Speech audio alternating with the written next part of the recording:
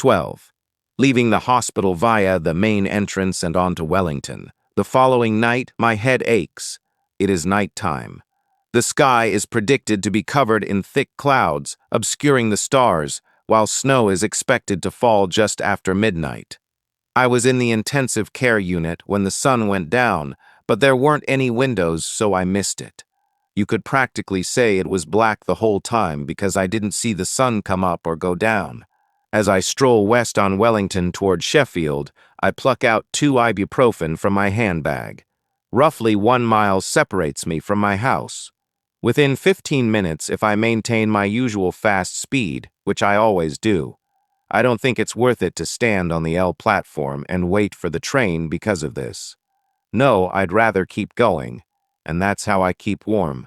I can get home at about the same time whether I walk or take the train, and it feels like I'm making progress either way. I turn right on to Sheffield when I reach it. When I leave work for the day, I always head straight home on Sheffield. The familiar brings a sense of ease.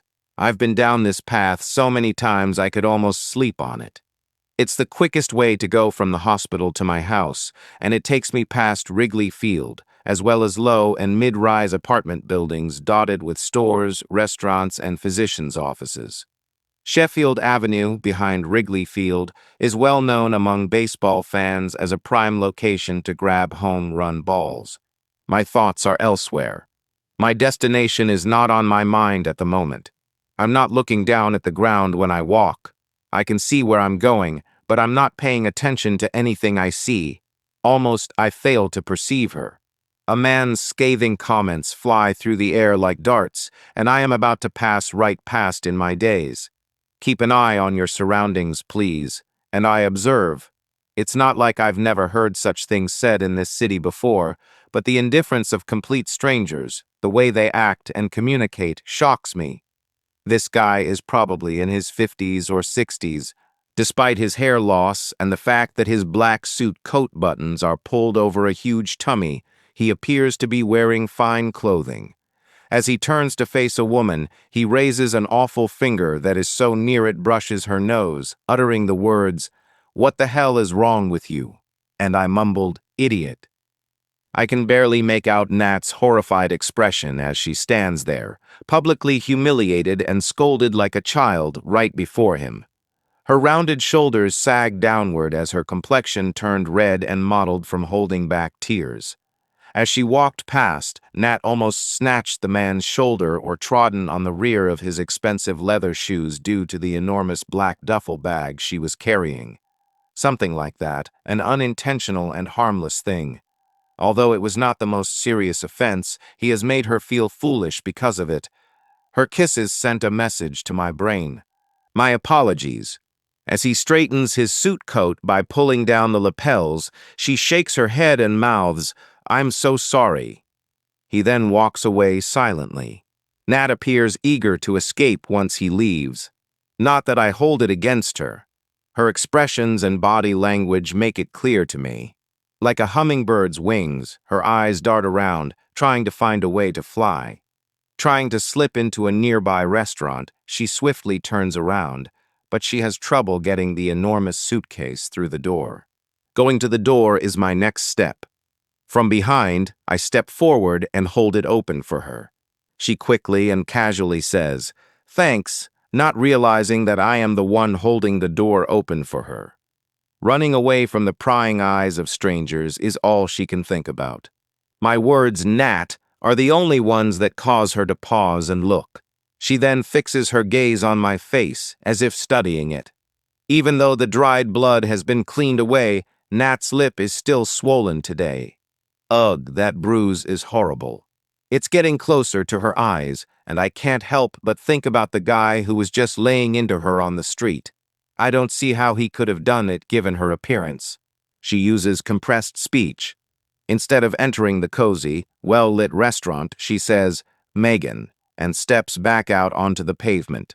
She crosses her arms over her chest and whispers, "What brings you to this place?" As I released my grip on the door, allowing it to gently close. A furrow forms on Nat's forehead as she draws in her eyebrows. Considering what she's been through, I can't hold it against her that her remarks have a certain air of reserve and skepticism. That guy was a total jerk. I was merely making my way home from work when that happened. It didn't call for that kind of response, I explain. I tell her, I pass this spot nearly every day to dispel any suspicion that I've been tailing her. I understand her reasoning. A couple blocks away is where I work at the hospital, I explain, gesturing wildly in the direction I came from. I bring my arm down. That man's tone toward you is inappropriate. It was wrong. It's him, not you, who's flawed. That, I hope, is clear to you. Without knowing her true feelings, I can only say that she nods. I continue by saying, it's a pleasure to meet you. Your silence last night was noticeable. Upon waking up this morning, I waited barefoot in the kitchen for the Keurig to heat up, hoping that she would send me a message to inform me that she had arrived home safely. Subsequently, I revisited the site. She says, I'm sorry, and my guilt at bringing it up grows. Avoiding making her feel guilty is my goal. Ah, I see. I completely disregarded that. No, I don't mind. Avoid apologizing. Although the luggage is hard to ignore, I'm just relieved that you're okay, I remark. Asking, are you okay? As I examine the enormous duffel bag, I can't help but wonder if it contains all of her valuable goods, including the value of her life, as well as all she was able to steal from Declan. As her hair cascades into her eyes, she gives a subtle nod. Where are you headed? Yes. In what location? Well, I am not sure, she states. I am still undecided. The words, I thought you were staying with your friend, escape my lips as my mind begins to fog up. I must admit I was. Her voice trails off as she pauses, her eyes welling up with tears. Her expression remains unchanged as she shakes her head in uncertainty and averts her gaze. She responds, I don't think that's going to work out, but she avoids my gaze. I placed my palm on her arm. Nat, what transpired? She is hesitant to reveal it. After some time has passed, she does. I was informed by my friend Christy that her husband had mentioned the idea of asking me to leave. I believe I obstructed the path. I had a bit too much fun. Oh my, I exclaim, my mind racing with the uncomfortable thoughts of her situation and the feelings I would have had if a friend had asked her to go. Bless my heart, I apologize. Don't worry. Nobody is to blame but you. She was mortified, and I can understand why. Three's a boon, she remarks. Her expression betrays a different narrative. As her jaw drops, I notice a mixture of melancholy and despair reflected in her gloomy eyes. Tell me when this occurred. Earlier in the day. I didn't feel comfortable staying once I realized I wasn't welcome, even though she said I didn't have to leave immediately and could stay until I found an apartment or somewhere else to go. Absolutely not. Okay, I see. Even I would have departed. Is supper still on the table? I wonder, I say. Do you fancy grabbing a bite? I haven't had anything to eat in hours, and the aroma of cooking is filling the air. I'm not hungry, she declares, and after what she's been through, she definitely wouldn't be. She is completely unconcerned about food. I ought to release you. With her kid at home, she says, I shouldn't keep you like this. Then she turns to go. My response to her was, no, wait. I cut her off. No, she isn't. Beirut is where Sienna is. No need for me to depart. Nat, do you know of any other friends that you could stay with? Alternatively, lodging funds. She shrugs her shoulders and answers, yeah, sure. Who? You ask. Don't get me started on trolling, but I still recall her saying at the restaurant the other night that she felt she couldn't confide in anyone about Declan due to their predisposition against him. The things he was doing to her could not be believed since they liked him too much. I've finally come to terms with the fact that she has no ally except me, a stranger she hasn't seen in almost 20 years. Although my recollections of Nat from high school are somewhat hazy, I do recall her as a laid-back, cheerful, and contagious smiler. She led our tennis team and served as captain. She had a lot of admirers. I despise that a man altered her character to the point where she appears almost submissive. His actions make me loathe him even if I don't know him. I wish I had kept in touch with her more often throughout the years. I'm sorry we lost touch. She mentions that there is a hostel nearby. A place to stay. Stumped, I inquire. On this street, in a brick mid-rise, you can find one. Almost daily, I pass by it. It seems lovely on the exterior, but the thought of migratory passengers living in a dorm or sharing facilities makes it sound less tempting. Her budget only allows that much, she explains. Sure, it will work out. My mind wanders to the past. She informed me the other night at the cafe that her ex-boyfriend Declan is a lawyer. He is currently an associate at a Loop legal firm, but he will soon be promoted to partner. In contrast, Nat is a preschool teacher. He is now clearly the earner. His alimony payments should be substantial enough to help her get back on her feet, allowing her to rent an apartment or, bare minimum, afford a hotel for a few nights. Money from the divorce must be in your possession. How much is alimony? Our money is with Declan. I don't understand. I mean, I can't get my hands on it. Everyone should get something when assets are divided, but Declan already has their house or apartment. The process is contentious and never ends up exactly how anyone wants it to. A judge could never have granted him full control of the assets. Nat got a job. Her ability to earn a living is greatly appreciated. The money she earns, where is it? Well, Please explain. Listen, Nat, he just can't pull that off. You can keep part of that money, maybe even half. Is your lawyer on the phone with you? Your money should not be with Declan because that is against the law. I am self-represented. Did you handle your own divorce case? I wonder, I say. Anyone can act as their own attorney when getting a divorce. However, this isn't necessarily the best course of action, particularly in cases of difficult divorce. My heart goes out to her since I can't help but assume that she must have lost her house, her savings, and her eligibility for spousal support payments when the marriage ended. No. Nat, I don't understand. She shies away from giving details. Nat? What? At last I get her answer when I ask. I am not divorcing Declan. It has surprised me. Well, You were, I thought. Then why didn't you ever get a divorce? Tell me, Nat. I wonder, I say. Tears well up in her eyes once more.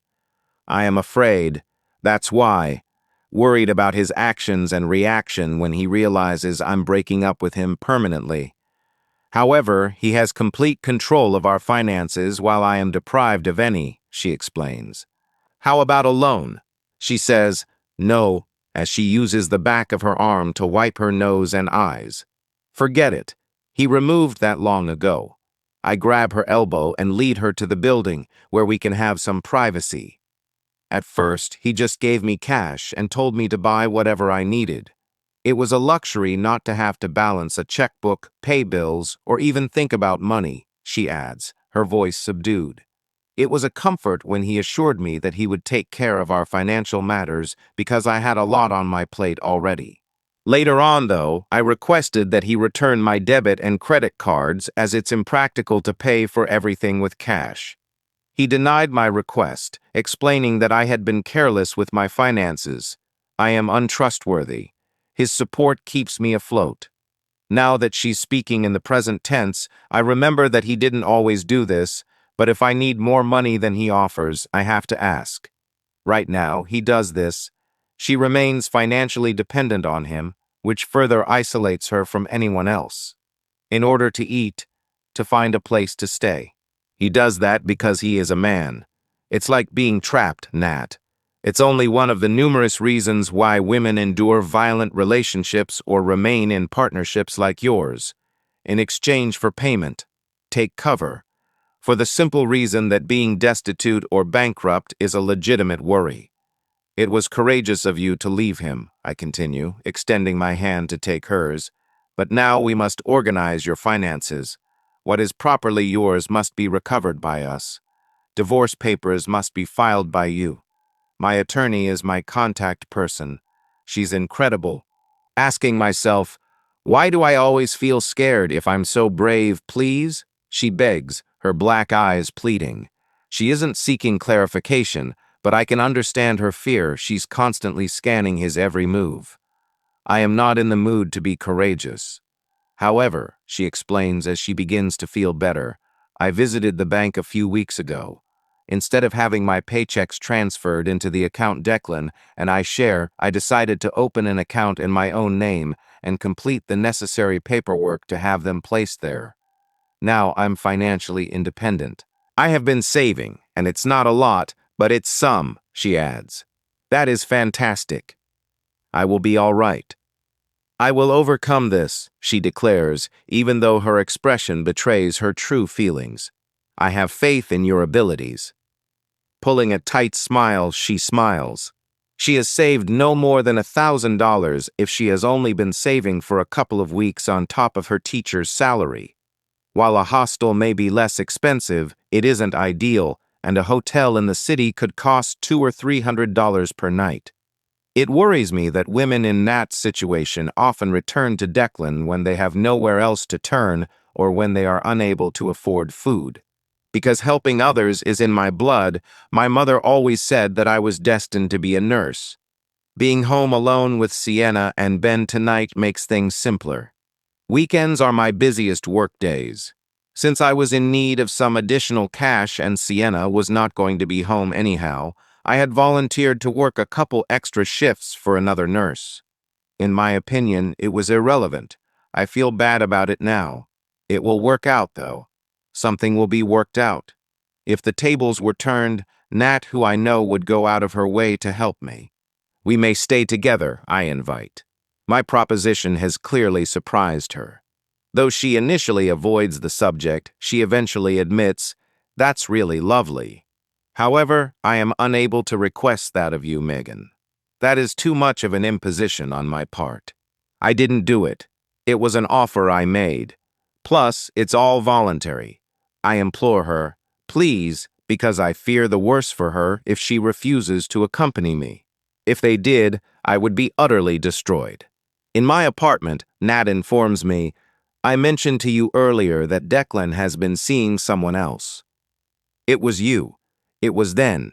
I nearly empathize with her. Unlike me, she has no idea who he is. She gets to her feet, shifts her weight, and then says, I considered approaching her, about revealing his true nature and attempting to intervene before she allows herself to become too intimate with him. And you? No, she replies, her gaze fixed on the open window. So what? She refocuses her gaze on me. Because I was uncertain about her level of belief. Plus, I have mixed feelings about her as well. A knot rises in my gut as I think of partners who cheat and people who sleep with married men and women.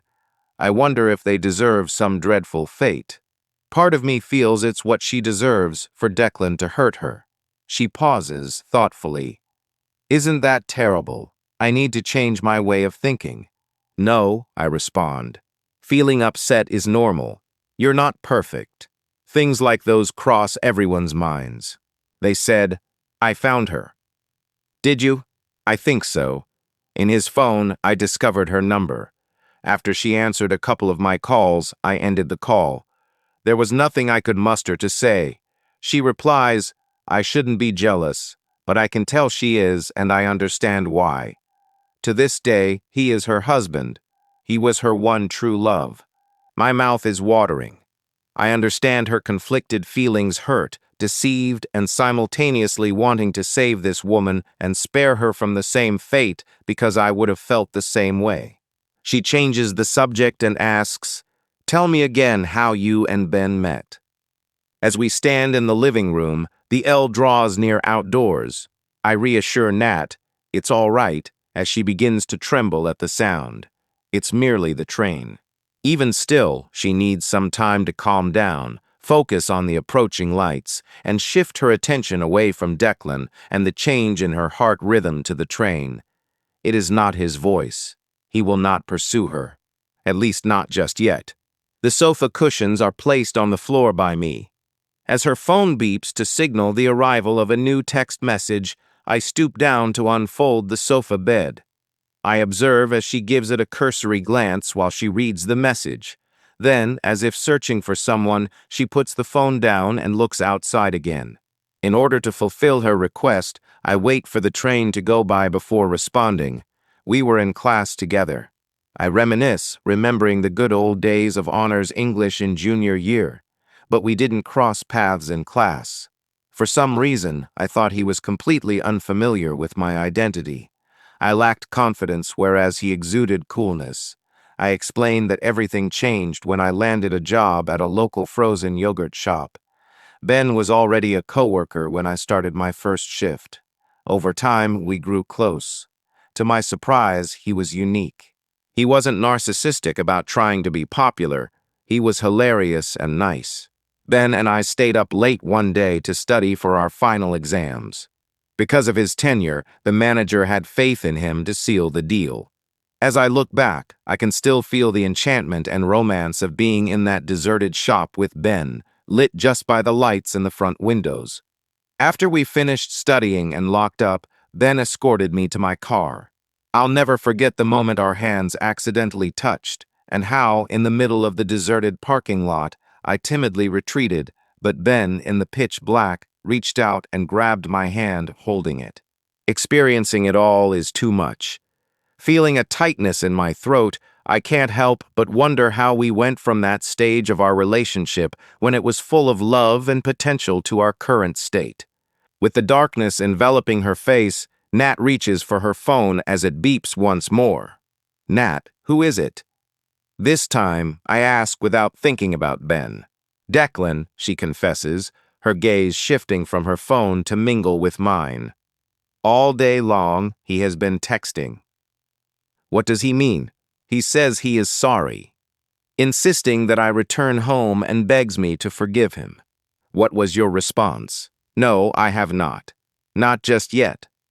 With a motion of good, I retrieve a bed pillow from the floor and cover it with a pillowcase.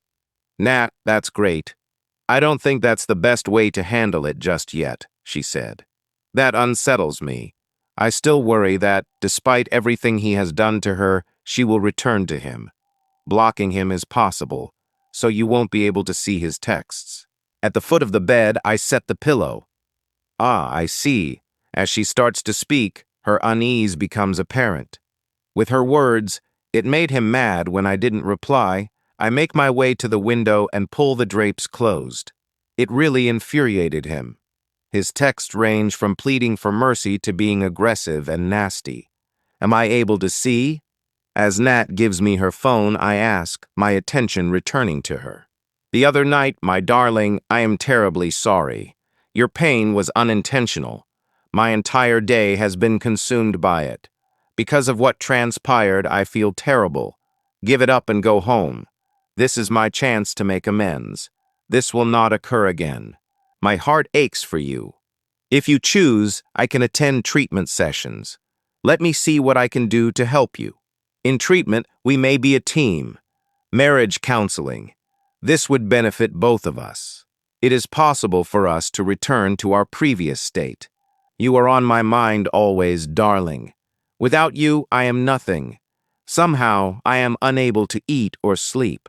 Since I am incapable of concentrating on a single task, I continually messing up at work. I can't stop thinking about you. Please, Nat, respond to me. I implore you, do not exclude me. Where have you gone, Nat? So, where are you at the moment? Without me, you have no value. This will make you sad. You disgusting brat. OMG, I need an answer. The phone starts ringing as I hold hers in my hands. Once again, an unsightly text message reaches my inbox. It says I will locate you. Once I return you to your rightful place, I will never allow you to depart. If necessary, I will confine you to a room. Sweetheart, I am yours. Recall that at all costs. You are mine. We are inseparable. So what's the deal? Nat inquires. Speak not a word. Words fail me. What is he saying now? She presses the question once again. Immediately, I press and hold the text message in order to erase it. Greg.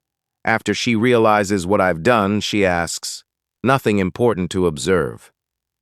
As I gradually raise my gaze from the phone, I notice that Nat's face is flushed. I extend my hand toward hers and assure her, "You're safe here, Nat. Here, he will not locate you." However, not even I can believe it. After some time has passed and the door to my private room is locked, I find the string that lowers the blinds on my window and then change into my pajamas. Just like Sienna's bedroom, mine is located on the west side of the apartment. From our third-floor vantage point, we can barely make out the street below us, but we count ourselves lucky for the sunshine and seclusion because our view does not even come close to matching that of the skyline or the lake. Before I bring the blinds down, I check outside to see if the snow that was predicted for the night has started to fall, and sure enough, it has. I then tighten my hand around the string. Adjacent streetlight casts a halo of light that reveals snowflakes. Even though I said Nat would be secure here, I can't help but worry as I drift off to sleep. Or if we endanger everyone by bringing her here. 13. Getting out of bed in the morning is a struggle. Getting up and heading to work is a struggle. Even though I despise working on weekends in general, I'm finding it especially difficult to brave the cold and alone of my apartment today. I sneak away with a letter and try not to make a sound as I go. On my way to work in the dark, with no one around to chat with because it's the weekend and everyone is asleep, the streets feel deserted and almost dystopian. It's at this moment that thoughts of the note I discovered in my mailbox the other day, which I had tried to ignore, begin to resurface. A scamp. Even though I keep telling myself that I wasn't meant to receive it, the fact that my name is on the envelope shows otherwise. Someone broke into my mailbox and left it, so I'm trying to convince myself it was just a cruel joke. It was intentional. Someone meant to frighten me. Without incident, I arrive at work, but I hear that last night, someone was attacked at the hospital. The victim is a beloved pharmacy technician. Everyone is talking about it as she is a coworker and a friend of ours. I heard he followed her to her apartment from work, Misty adds, as a handful of nurses stood in the break room, our hearts pounding from the reality of the situation that hits too close to home. Natalia adds, I heard her fiancé, who lives with her, was out of town and so she was alone for the night. This makes me feel concerned since it seems like this man must have known in some way that she would be alone. Is anyone aware of her condition? How is she doing? Of course she isn't okay, so I ask, even though it's a stupid question.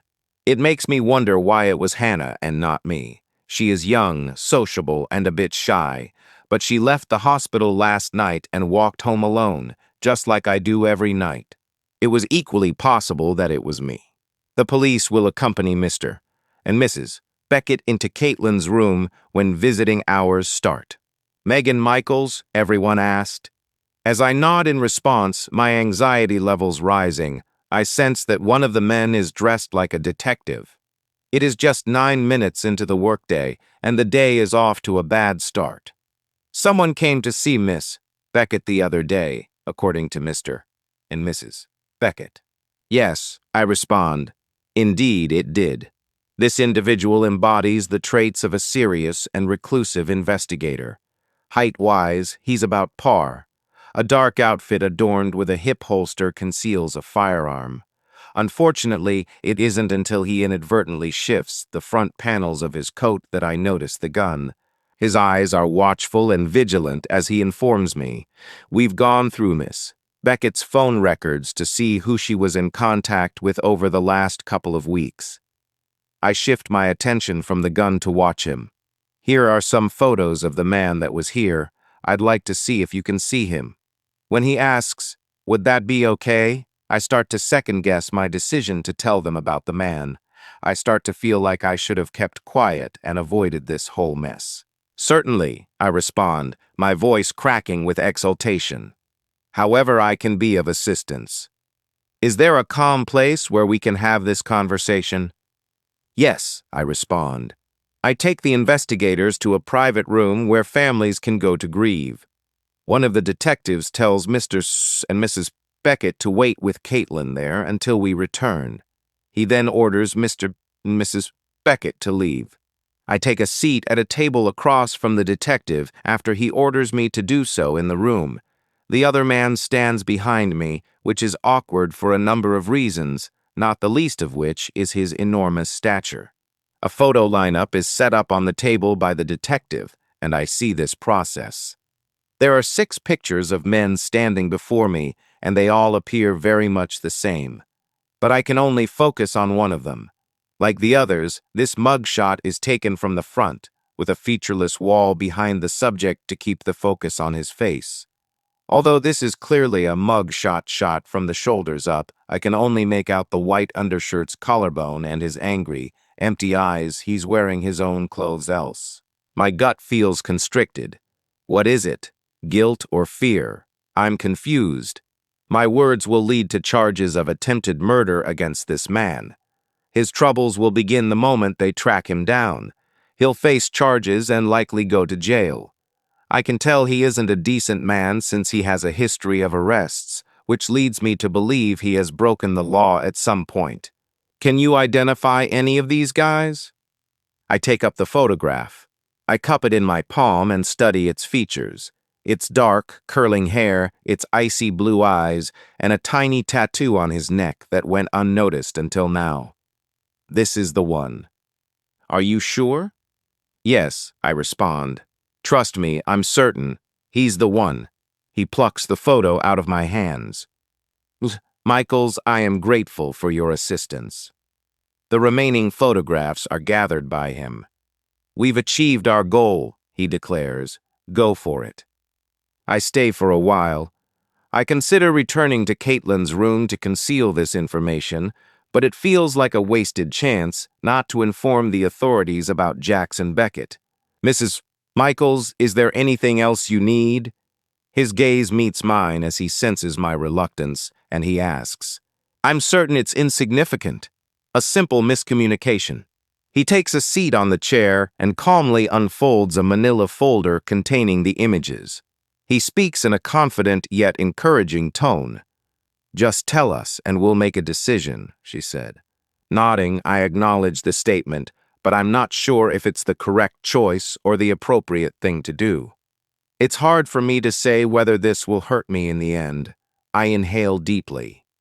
The thing is, I thought Jackson, the son of the Becketts, had only just come from London a few days ago, but it appears he's been here for quite some time.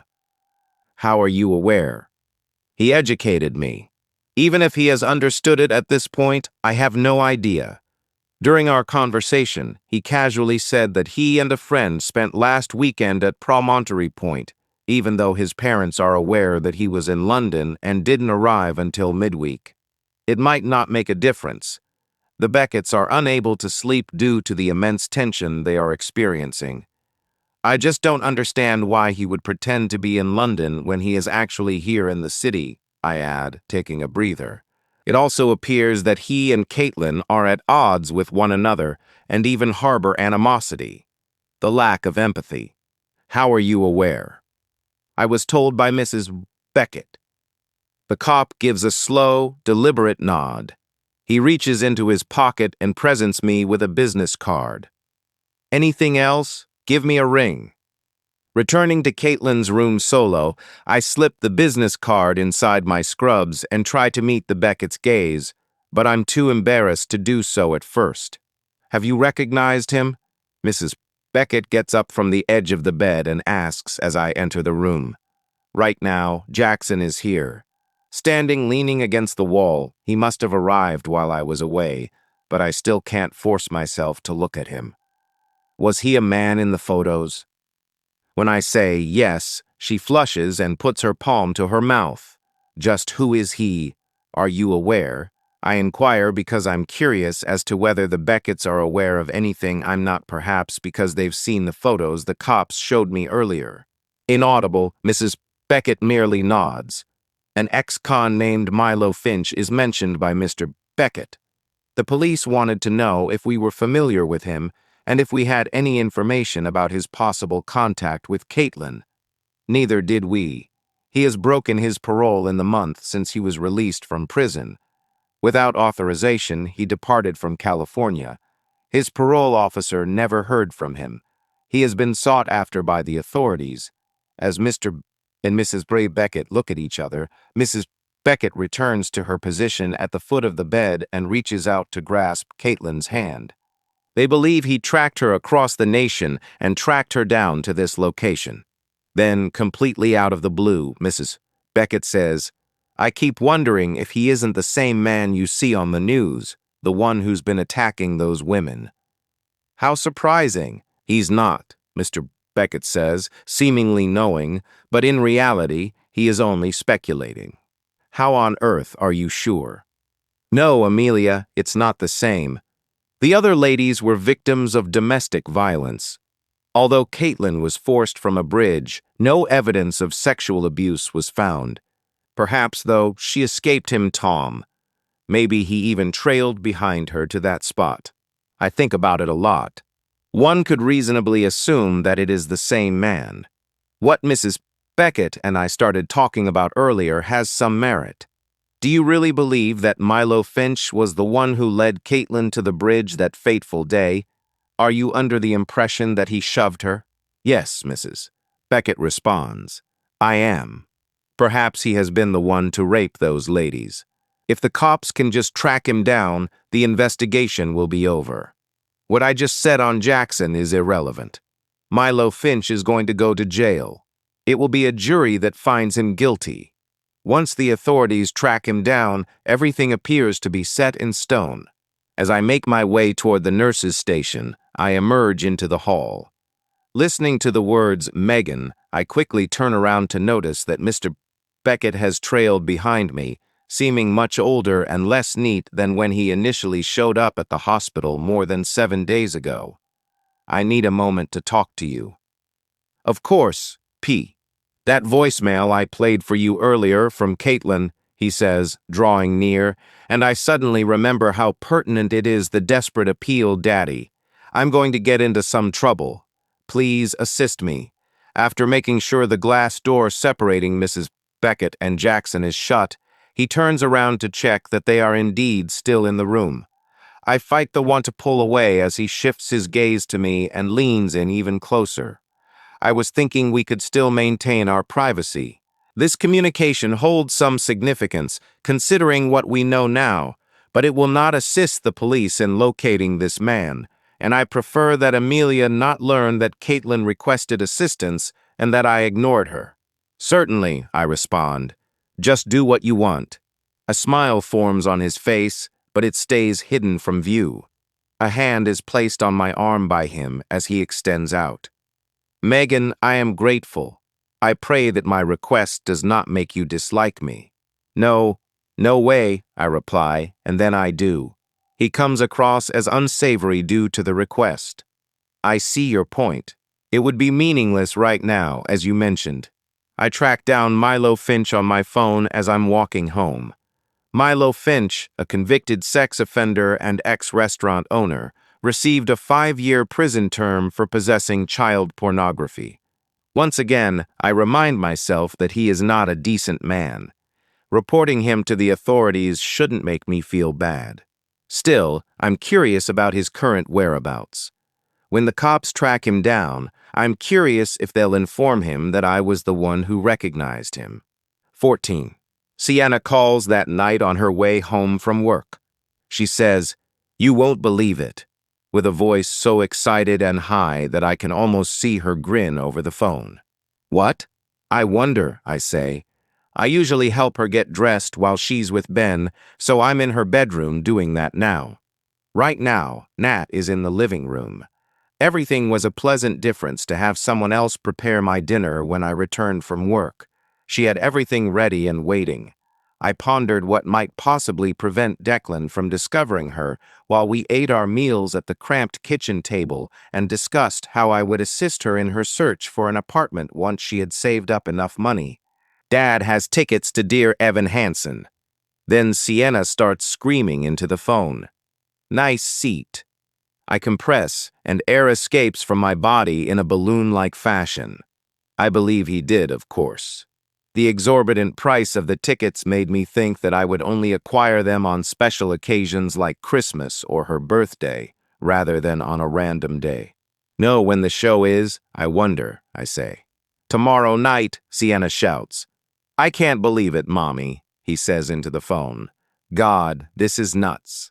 I am really excited to inform Gianna and Nico. Please be patient, I instruct. So when is tomorrow night?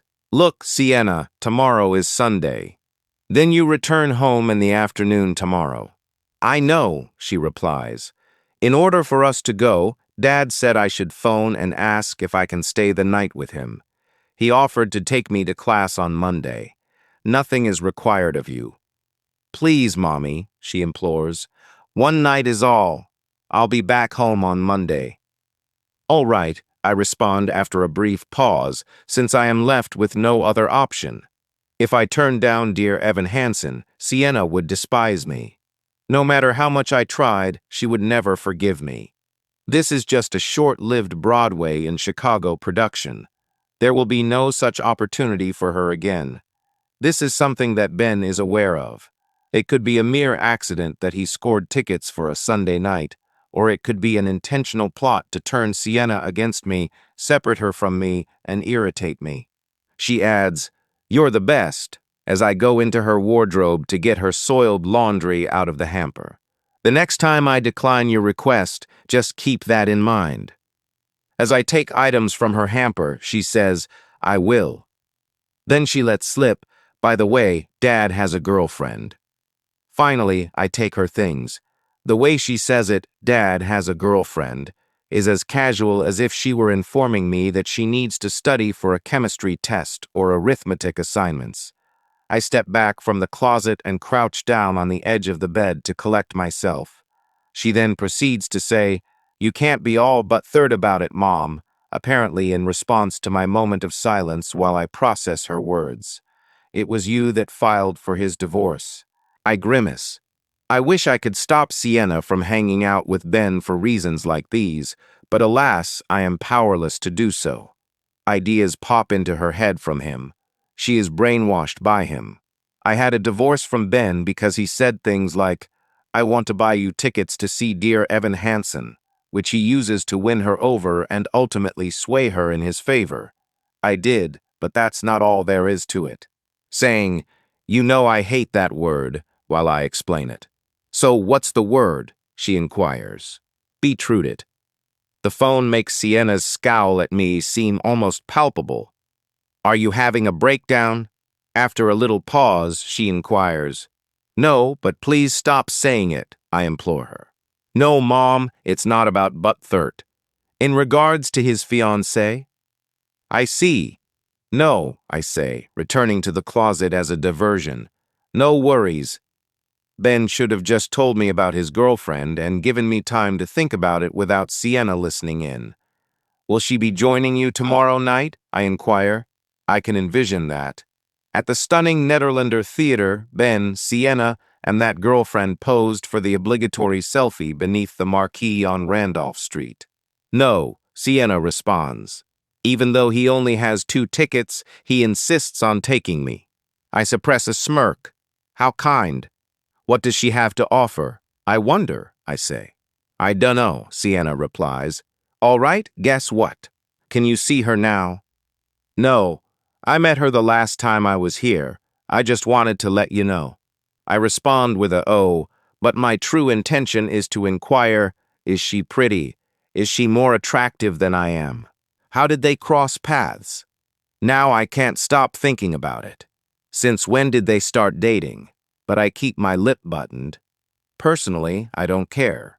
Nat, a friend of mine from high school, will be spending a week with us until she finds an apartment of her own, and I tell Sienna about her. I don't tell Sienna that a week is optimistic, though. Neither Nat nor her financial situation would allow her to search for, apply for, and receive approval for an apartment within that time frame. 2 weeks or perhaps a month could be more accurate estimates. Having a house guest in our tiny flat for a month isn't ideal, but we'll figure something out. Allow me to introduce you too. I wanted to be here. To avoid guilt-tripping her, I emphasize the word fine when I tell her that we will be spending the night at Dear Evan Hansen instead of ordering pizza. What I mean is that I did not anticipate the outcome to be like this. Sienna, my job schedule is on Monday. That's all. You and Nat will be home alone without me. I'm not sure of Nat's exact dismissal time, but it can't be too different from Sienna's. I won't be able to return home till 7:30 tops. Theoretically, they will spend a good chunk of time together before I get home. Sienna complains, "That's so weird," and I listen to her without responding, as she has a point. Like you, I despise it, but that's life. An old acquaintance of mine is Nat. When I return home, she and Sienna will get along just fine for a little while. In my opinion, they will get along great when they finally meet. I also like that Sienna may learn about my life before she and Ben were a part of it. Like you, I was a teenager once. Sometimes she loses sight of that. After hanging up with Sienna, I inform Nat that I will return and then take her laundry basket to the basement. As I sit alone in the basement's near darkness, Declan's texts creep back into my head, unsolicited and unwanted, until they make my skin crawl. "You disgusting brat." All capital letters, "Answer me, damn it," he had yelled out. Then, with a tranquility that is nearly as unsettling, "I will locate you. Once I return you to your rightful place, I will never allow you to depart. If necessary, I will confine you to a room. Sweetheart, I am yours. Recall that at all costs. You are mine. We are inseparable." To be sure no one is hidden in the basement, I cautiously turn around and peer into its shadowy corners. I hurl the dirty clothes into the washing machine and jog briskly up the stairs to go. I'll be back in a couple of minutes at most. As I enter the room, I see Nat standing behind me, staring out the dark window at the street with her long, piled hair. The flat is still buzzing from the L's motion, which has just completed its pass. When I enter, she remains oblivious. I inadvertently kick the door shut while holding the empty basket of clothes. Nat is startled and quickly turns around as it slams.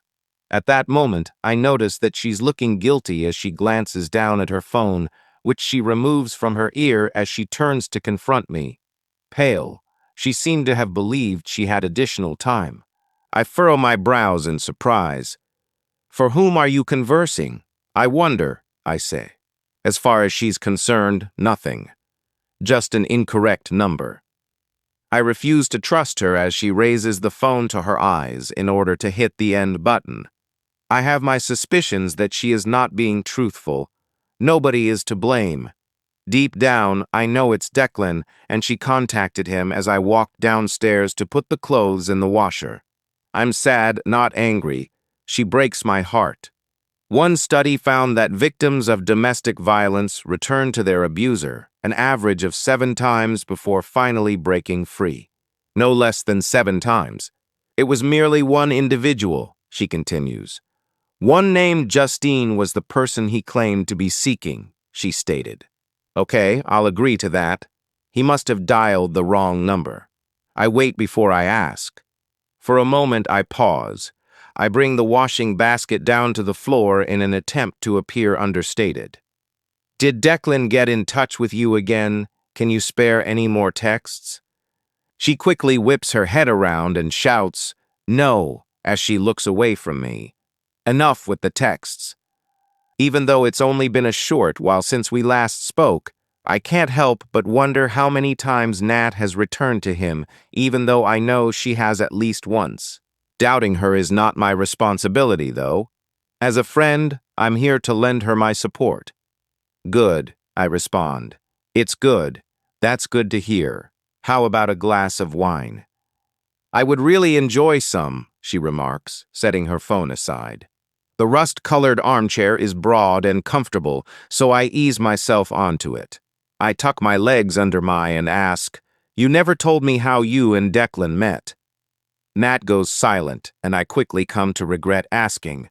"My apologies. If you'd rather not, we can avoid discussing it." She quickly says, "No, before sipping a little wine to bolster her bravery. "It's fine. It's just that," she says with a trailing tone. "I know how difficult it is. I think so." "Indeed," she says, taking a drink of her wine before continuing. "At a mutual friend's function, we finally crossed paths. We hit it off after our mutual acquaintance introduced us." According to her, they had an extensive conversation that night, and after a few days, he contacted her to ask her out to dinner. "After the third or fourth date, I began to fantasize about a future where we were married. Though it was hasty, I had never encountered a man with whom I was so compatible. He was uniquely his. A late blooming I was. It seemed like there was an immense pressure on me to find a life partner because by that point, all of my friends had tied the knot. I fell madly in love despite my fear of being alone. He proposed after just 5 months of dating. No uncertainty or reluctance ever crossed my thoughts. My answer was an emphatic yes. Remember the first time he struck you? How did it feel? Asking this makes me feel like I'm about to cross a line, but I can't help it. Please tell me." Nat is unfazed by the inquiry.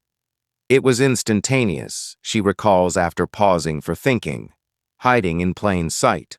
Finally, it was over, and he felt an overwhelming sense of shame and guilt. I had to console him while he wailed like a baby and tell him it was okay, and that things like that happen even if they don't. We fought over something as trivial as home duties.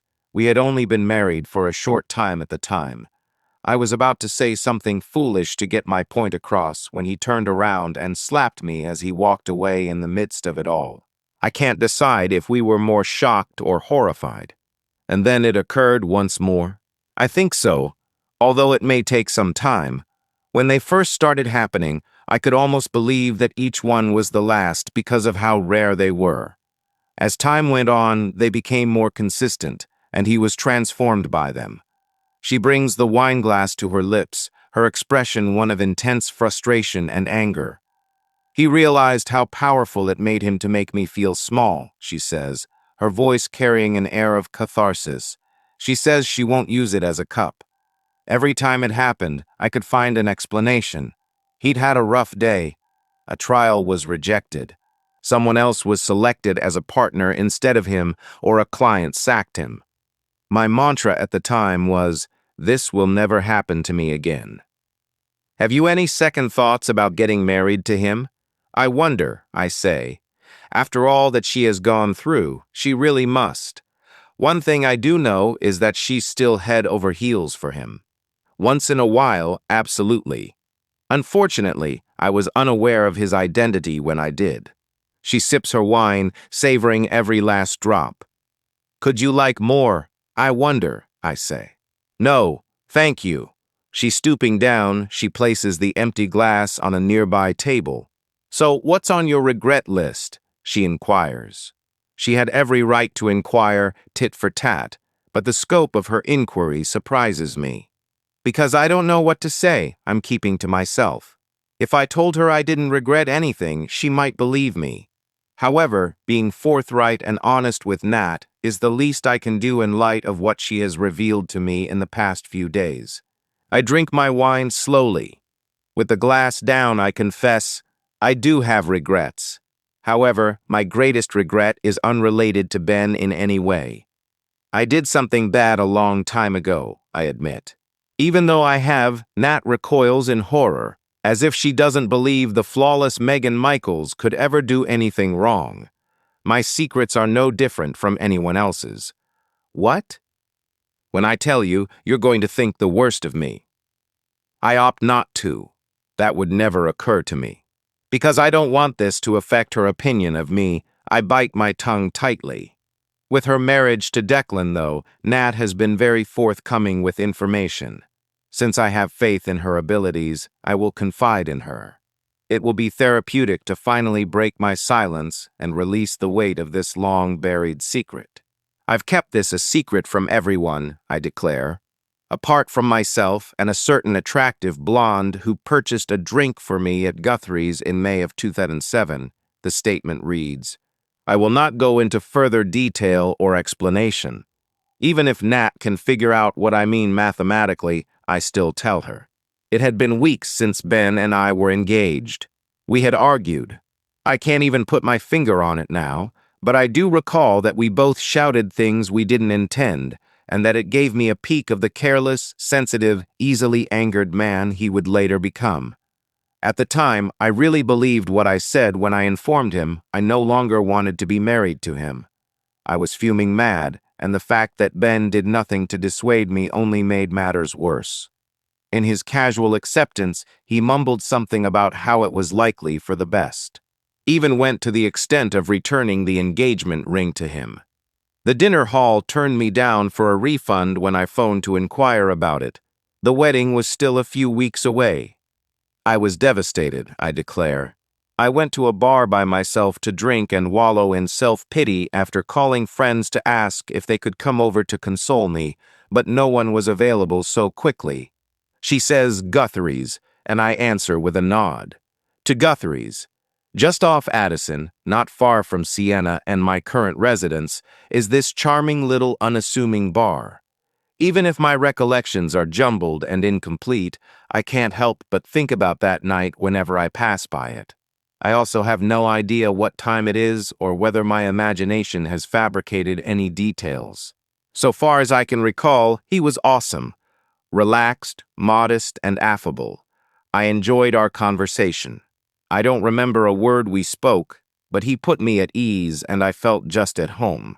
Sitting on bar stools, we conversed for quite some time as we watched the sky outside the window fade from blue to purple to black, resembling a bruise. As I watched his fingers play with the airy cotton of my skirt, my breath hitched as he placed a touch on my leg. I felt my heart sing as he gently met mine, leaning in to describe his place, which was a short stroll down Addison. Saying, "It will be more quiet there," he spoke as his breath was hot against my ear. "With all this background noise, I can't make out your voice." Since I was in the same boat as him, I reluctantly agreed to speak even though I knew he didn't want to. He occupied the third level of a mid-rise structure. We silently ascended the stairs while holding hands. His flat was right next to mine when he leaned me against the wall and pulled my skirt up to my waist. After that, I don't recall much, although I did sleep next to him that night after we finished. Even though I knew it was a hookup, I liked how he held me with his powerful arms around me from behind. The following morning, I rose before he did, undressed, and sneaked out of the house, carefully closing the door behind me. There was a slight cold in the spring air when I walked home just as the sun was rising. I had no regrets about what had transpired between us, but I also knew I would never see him again. Maybe I had a sneaking suspicion that night was going to be one for the record books. I knew something significant had transpired. Ben unexpectedly showed up at my apartment later that day to apologize, taking full responsibility and confessing that he had been extremely wrong. He had been in a hole.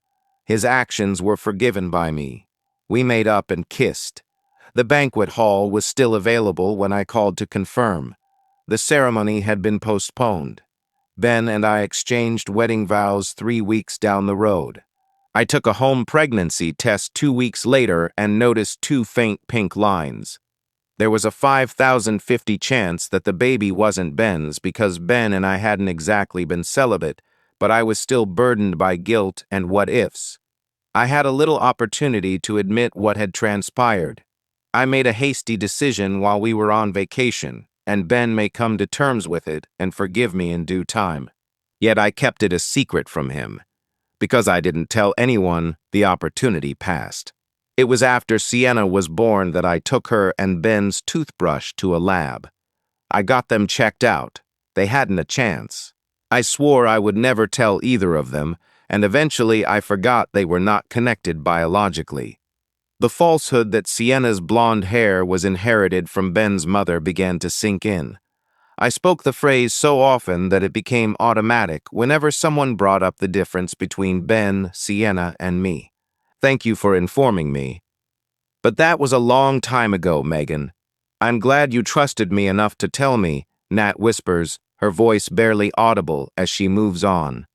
The past is the past. Let it go and forgive yourself. Additionally, Ben received a precious gift, a daughter whom he adores. Yes, I do. Nat has a point. From what I can tell, he did. Our daughter Sienna would not have been born to Ben and me if things had unfolded differently. I reach out for her hand and whisper, "I'm glad you're here, Nat." Her presence is palpable. I hadn't told her this, but ever since the divorce, I'd been feeling incredibly lonely. There was little doubt that I would soon be entirely alone after Ben left. Sienna began to mature rapidly, and my social circle was severely limited. I consider it a stroke of luck that Nat and I crossed paths at the perfect moment. 15. Caitlin is being heavily protected by the Becketts. Knowing that an ex-con is on the lookout for her, they want someone to keep an eye on her constantly. Other patients are significantly less vulnerable than she is. They claim her life is in danger, and maybe it is, but it's unrealistic to expect a registered nurse or certified nursing assistant to devote themselves to constant monitoring in her room. We're already severely understaffed, but the crisis is at an all-time high, and the hospital can't transfer a security guard from another department, such as the emergency room or the front desk, where they're needed and scarce. That night, as I'm preparing to leave the intensive care unit after handing over my shift report to the night nurse, a young woman sneaks into the room just as the door is about to be locked for the night. We are approaching 7 o'clock. Just a few minutes ago, my shift ended. I am standing at the nurse's station, bidding farewell, having already retrieved my belongings, including my coat and bag. As soon as I hear the door open, I turn around to see the woman slowly making her way inside. I can't help but think she used a box color on her fine hair. It's a very uniform dark brown, almost black. Her long, straight bangs fall softly across her little forehead and then tuck behind one of her ears. The olive drab arms engulf her wrists and hands, and her little frame is nearly obscured by an army surplus jacket. Its broad silhouette makes me wonder if Sienna found it at a thrift store, something she and her pals seem to be rather into recently, trying to find the most creative uses for their limited budgets. Would you like my assistance? With a soft voice, I speak to her and ask. In an effort to lighten the mood, I crack a smile. She returns the smile, but it is superficial. Her smile disappears as fast as it appears. She cautiously approaches the desk. She stumbles over her words and finally says, "I'm trying to find Caitlin Beckett." Looking closely, I can make out that she is sporting a pair of golden hoop earrings. Her nose, with a small gold stud protruding from the fold, and the cartilage are both pierced. The hoop is narrow and minimalist, and it encircles the helix. In stark contrast to her dark hair, her complexion is very fair, almost colorless. Her youthful beauty belies her delicate features, which narrow at the chin and widen around the eyes and forehead to form a heart-shaped face. After saying, "Visiting hours just ended," I inquire, "Are you family?" She says, "No, a friend," as she fidgets restlessly from foot to foot and crosses and uncrosses her arms. Though the Becketts are more determined than ever that no one can see Caitlin except them, I remark, "I'm so sorry," despite my reluctance to be the one to break the news to her. Visits with Ms. Beckett are strictly limited to her family, but if you'd like, I can inform Mr. and Mrs. P. Beckett that you dropped by if you tell me your name. The moment I bring their names up, she abruptly stops listening, so I cut off my speech before I could say anything meaningful. She freezes in place. Standing a few millimeters taller, she firmly sets both feet on the earth beneath her. She hard blinks at me. "Are they really here?" Her question is whispered, and I can feel her words echoing within me. "Certainly," I respond. "Why?" As she swallows, I observe the movement of her larynx in her throat. She looks away from me for a moment. They move slowly across the ward, taking in the expressions on the nurses' faces as they go. Then they continue down the hall. The night nurses are urging loved ones to depart as visiting hours are coming to a close. It requires time. Some of them go at the first nudge from a nurse, while others need more encouragement. Regardless, individuals with bags and coats come out of the hospital rooms, and this woman observes them all through the glass. It is Caitlin's that she recovers. Thanks to its close proximity to the nurse's station and the open layout of the intensive care unit, it's not too difficult. In the event of an emergency, it is critical that medical personnel be able to see inside of them. She has located the Becketts, and I don't even need to see them to know it. I can see it in her reaction, in the rapid inhalation and retention of breath. Like a camera's lens, her squinting eyes bring the scene in front of her into sharper focus as I observe. I turned my attention to the Becketts so I could view things through her eyes. Sitting on the opposite side of the glass, they continue to administer to Caitlin as they have for the entire time she has been here. However, I am not accustomed to witnessing it from this angle, as I am usually in the room with them. Watching makes me feel like a voyeur, yet I can't help but stare. Neither Jackson nor the night nurse is present. The cops who had been here earlier to speak with the Becketts had also departed. At the moment, Caitlin is in the room with Mr. and Mrs. Beckett, and they are being very loving and caring with one another. At first, I stand there, touched by how charming the entire scene is to an outsider looking in. It takes my breath away. The elderly Mrs. Beckett is seated on the very edge of her bed. With a washcloth in her hand, she delicately wipes the exposed portions of Caitlin's face. With the endotracheal tube taped to Caitlin's face tugging at the skin and the gauze that has been removed and reapplied to examine the incision, Mrs. Boy Beckett has very little to clean. After she finishes washing Caitlin's face, she puts the washcloth down and grabs a bottle of chapstick, which she uses to moisten her lips as much as possible around the tube. Mr. Beckett, meantime, remains seated in the chair next to her, leaning in with his hand resting on her knee. After she finishes using the chapstick, he takes it from her, puts the cap back on, and puts it aside. Then he goes to grab Mrs. Ray Beckett's hand. Their closeness as a family and a couple is palpable, and it makes me jealous that my own relationship with my parents isn't as strong. When the woman talks, her voice sounds like it's about to explode. She exclaims, "Caitlin would have fucking hated this," and her words are sharp and piercing. I hated what? She seems engrossed in what's going on in the room. I pull back and ask, shifting my sight from the Becketts to her. However, she doesn't look back at me. This is it. She cries out in a more strident tone, her contempt evident in her growing voice, as she makes a theatrical sweeping motion with her arm to symbolize the entire event, hovering over her. Returning to Caitlin's room, I observe Mr. Beckett getting out of his chair and standing up. Standing behind his wife, he approaches. He places his palms on her shoulders and begins to massage them with his thumbs. She allows her own hands to naturally drift to her lap instead of Caitlin's.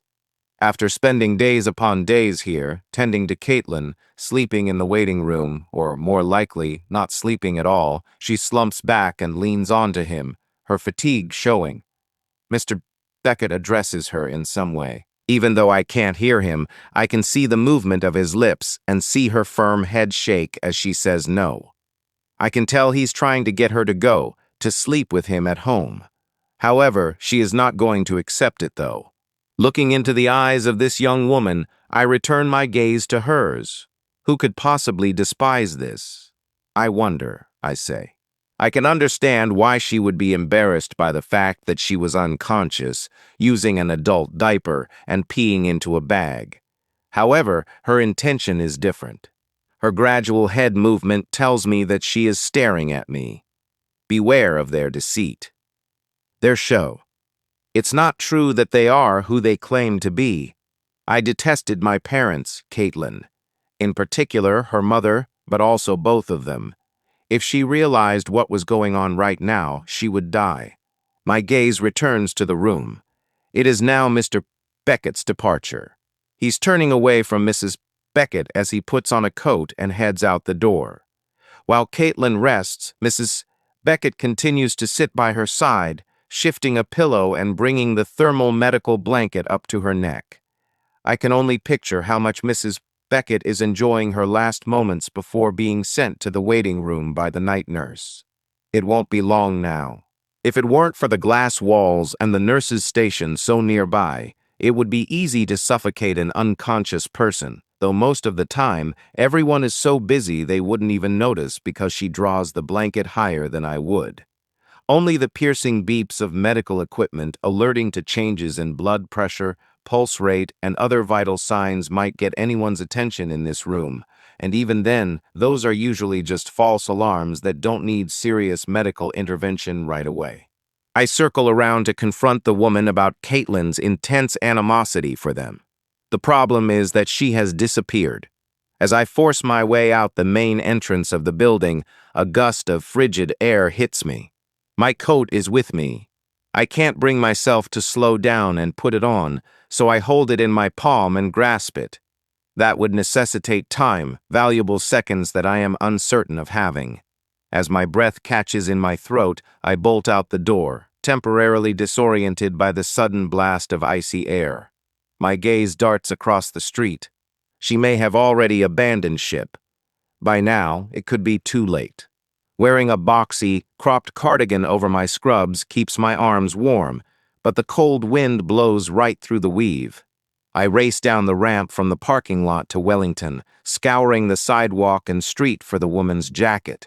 Even though it's just after rush hour, the roads are still jam-packed with automobiles and buses, which cause traffic to stand dead at crossings where people are crossing the street. Everywhere you look, you'll see people. Finding out where to start looking is challenging. It is nighttime. Even though the sun has already set, the streets and buildings are lit up, and the glare from passing cars makes it even more difficult to see. I saw that the woman who entered the hospital was small and delicate, so anyone taller or wider would have obscured my view of her. From behind, everyone appears nearly identical in their winter coats, jackets, and caps. I continue down Wellington until I get a block away from the hospital, at which point I thaw out my icy arms and stuff them into my coat. My fingers are so cold that I can hardly feel them, but I manage to get a grip of the zipper and pull it up. Due to the cold, my eyes are watering. Something is making my nose run. I use a sleeve to wipe it off. The farther I travel from the hospital, the colder it gets. I can hear the wind howling like a coyote in the dark as it increases in speed and whips around the buildings. Although the higher buildings shield me from the wind, the moment I leave their shelter and enter the open air of a street, the wind draws me in like a vacuum, and I have to fight to stay upright. The sad lament of a wind chime being beaten to death by the wind is heard nearby, coming from the front porch of a 2 or 3 flat. Despite my lack of information regarding the woman's whereabouts, I am heading east toward Halstead. Going west to Sheffield would have been a much easier option for her.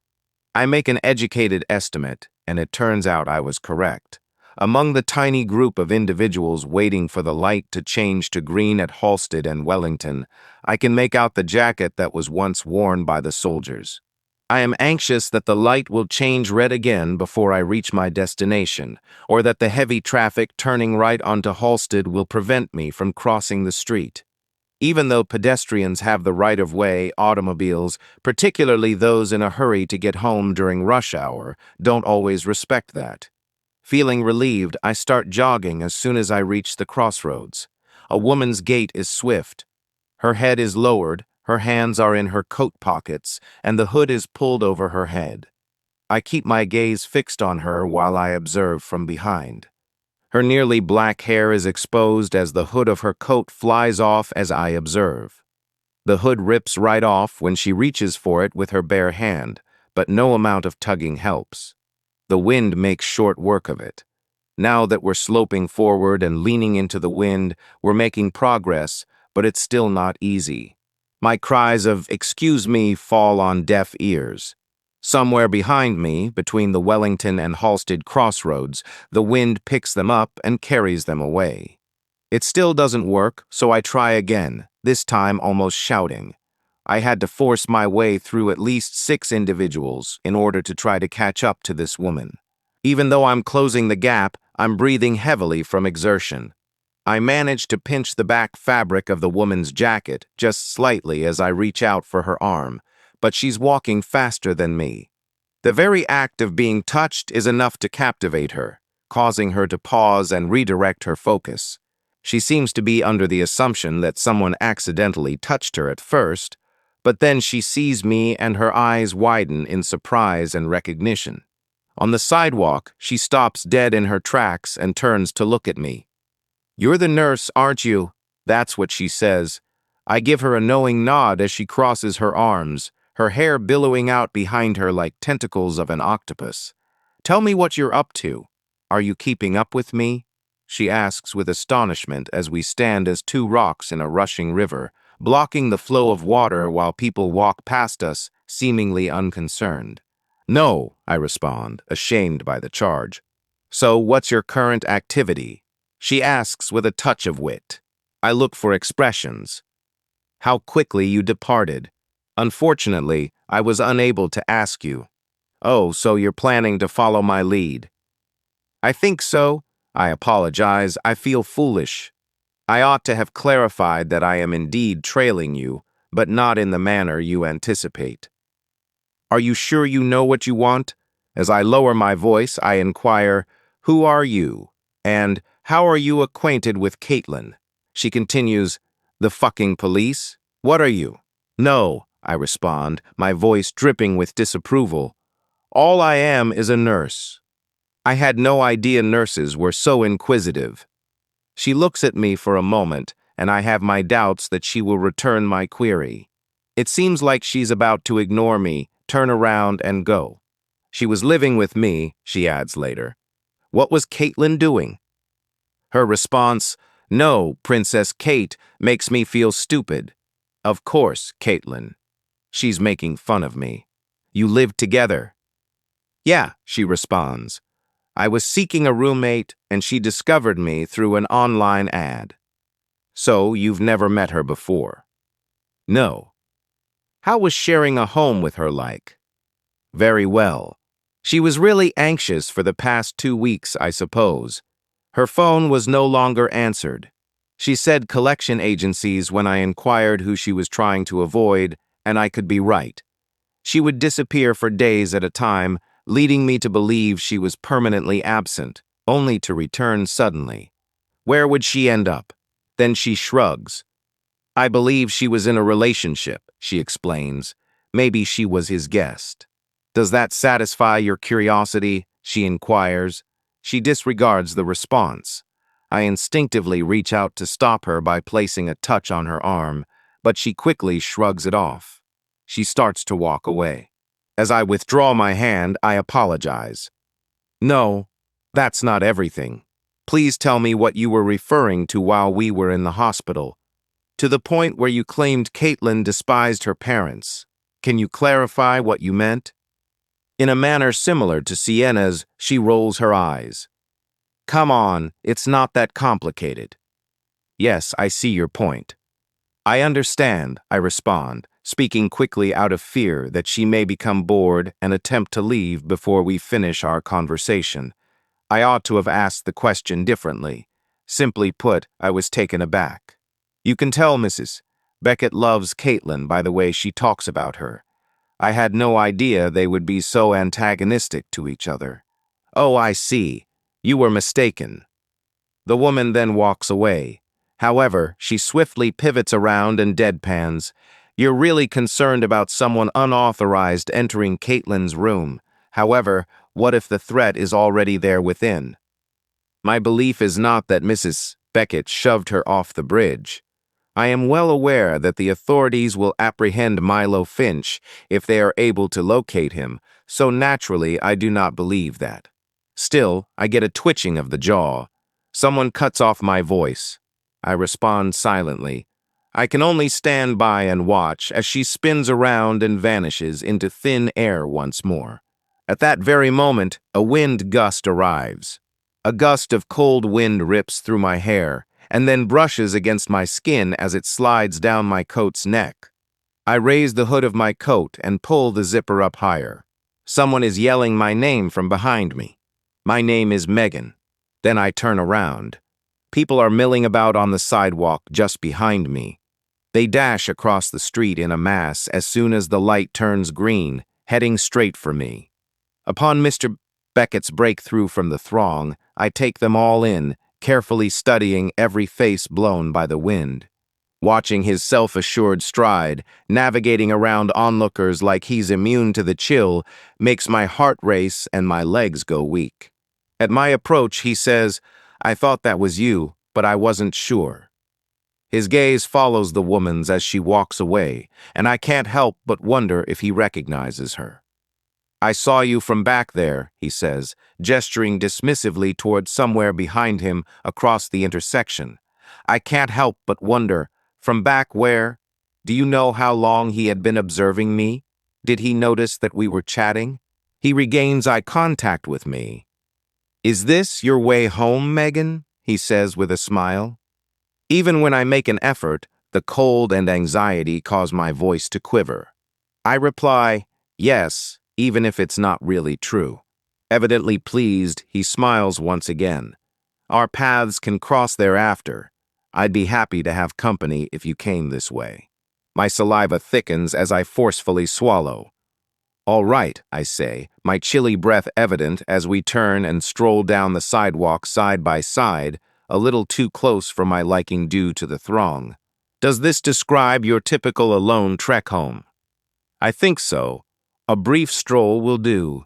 You'll get some nice workout, and it's not far." To this day, he still has doubts about the security of walking the streets of the city at night. My eyes remain fixed on the pavement. Even yet, I can feel his probing gaze fixed on me. "Megan, you'll need to pardon me. As a father, you're a father. My instinct as a mother is to shield my daughter from harm. I have faith in your intelligence and caution, though, and I know that you avoid crowded areas when you're by yourself." However, he does admit that the weather is chilly as he digs his hands farther into his coat pockets. "You get used to it," I say, even though it's not true. "You will never acclimate to temperatures this low." The arrival of a polar vortex from the North Pole is expected to plunge us into a deep freeze in the next days, according to meteorologists.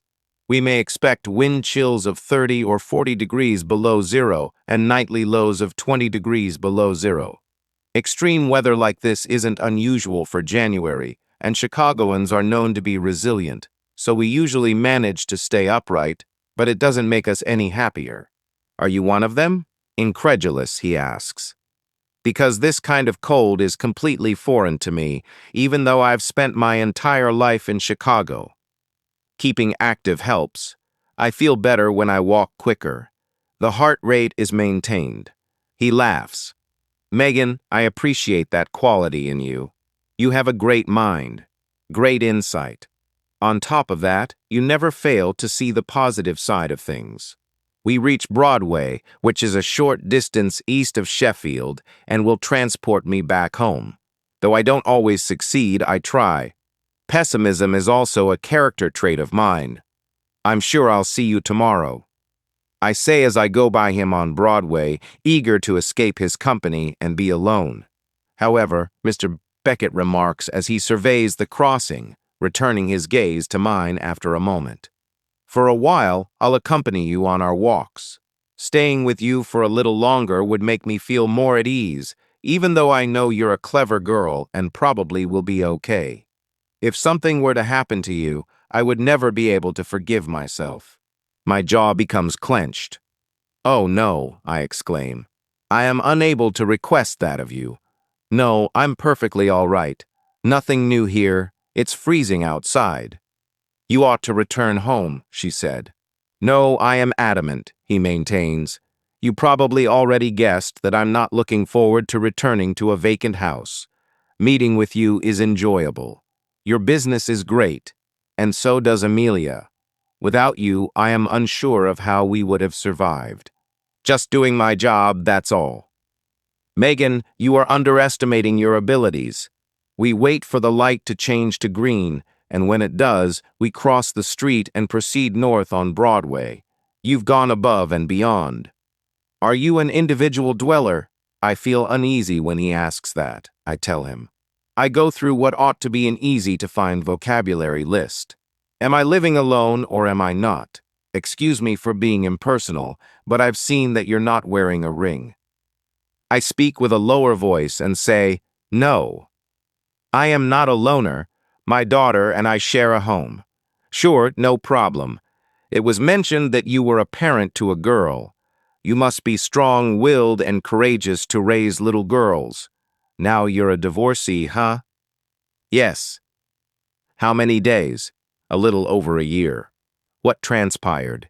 I apologize, but I'd rather not bring it up in conversation. Once again, I can feel his penetrating gaze fixed on me as he stands at least 6 inches higher than me. Certainly. My apologies, he says, shifting gears. Megan, pay attention. In this way, I'm pleased to have encountered you. You and Amelia have been on my mind for a while now. At this point, I am at a loss as to who else to consult. What about her? I'm concerned. I get it, I reply. Her condition is worsening. No, actually, she isn't. Like any mother would, I can tell she's struggling with this. Counselors and chaplains are on staff at the hospital, though. You should encourage her to talk to someone if you believe it would benefit her. Despite Amelia's reserved nature, he offers the possibility, maybe, before nodding. Seeing a therapist is something I can't predict how she would feel about. Actually, we're all really private, so it's great that you're being careful while talking about us. We prefer it when people don't pry into our private life, but the police do have an investigation to do. Well, I certainly wouldn't. No, the question is posed by him. He is aware it is not accurate. I was earlier seen by him talking to Caitlin's roommate. Who she is, he is aware of. I got a call from that detective this morning, he adds above my feeble head shake. He spoke about something intriguing. What is it? As I sense a shift in my heart rate, I inquire. The other day, while you were looking at mug shots together, you mentioned Jackson, he remarked. My jaw tightens and my throat gets narrower, making it harder for me to swallow and breathe. I say, I'm sorry, feeling both caught and foolish for believing the police would be more discreet about their sources of information. Megan, it's not my fault. Your concern for Caitlin is much appreciated. Jackson was my conversational partner. I wanted to be sure what the cops said was accurate, so I asked him. He had lied and claimed to be in London. In Chicago he was, he explains. We had no idea he'd come to Chicago so frequently this year. He has kept it a secret from his wife and us, claiming to be at work in Toronto or Detroit or somewhere else. I still haven't informed Amelia. Jackson has been seeing a woman in the city, and she shouldn't have to worry about this on top of everything else she's dealing with right now. His love life has been in shambles. My true purpose for being in London was to conceal my true identity. I see. I deeply apologize. I think so. So am I. I was unprepared for it. It seemed to me that Jackson and his wife were very much in love. After 5 years of marriage, Amelia has been pressuring him for grandchildren, something I don't believe is going to happen anytime soon. He goes silent for a moment. It was unexpected of him to go and do this. I had hoped that by raising him, he would be better, but he says he fell in love.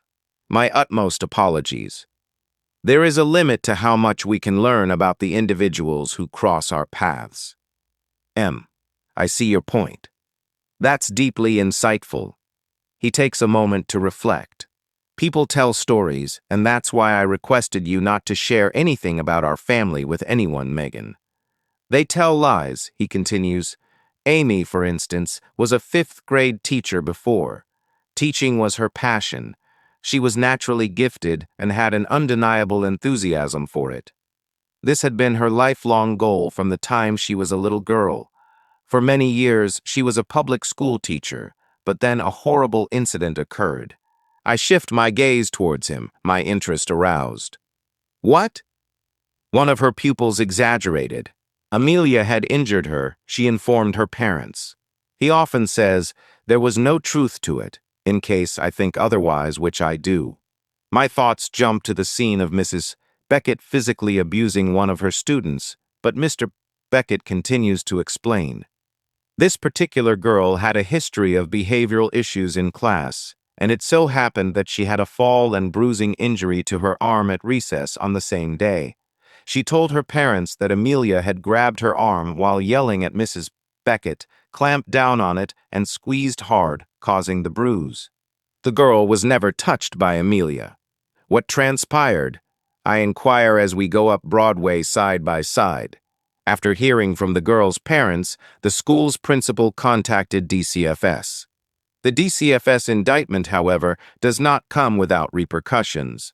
Word on the street was that Amelia was the subject of an investigation into allegations of student child abuse. Even after having the accusations against her dropped, Amelia felt humiliated because they were baseless and unproven. Other children had also testified that they had never seen Amelia touch his child. People who worked with her and whose children she taught never saw her in the same light again. The decision to leave her career was difficult for Amelia.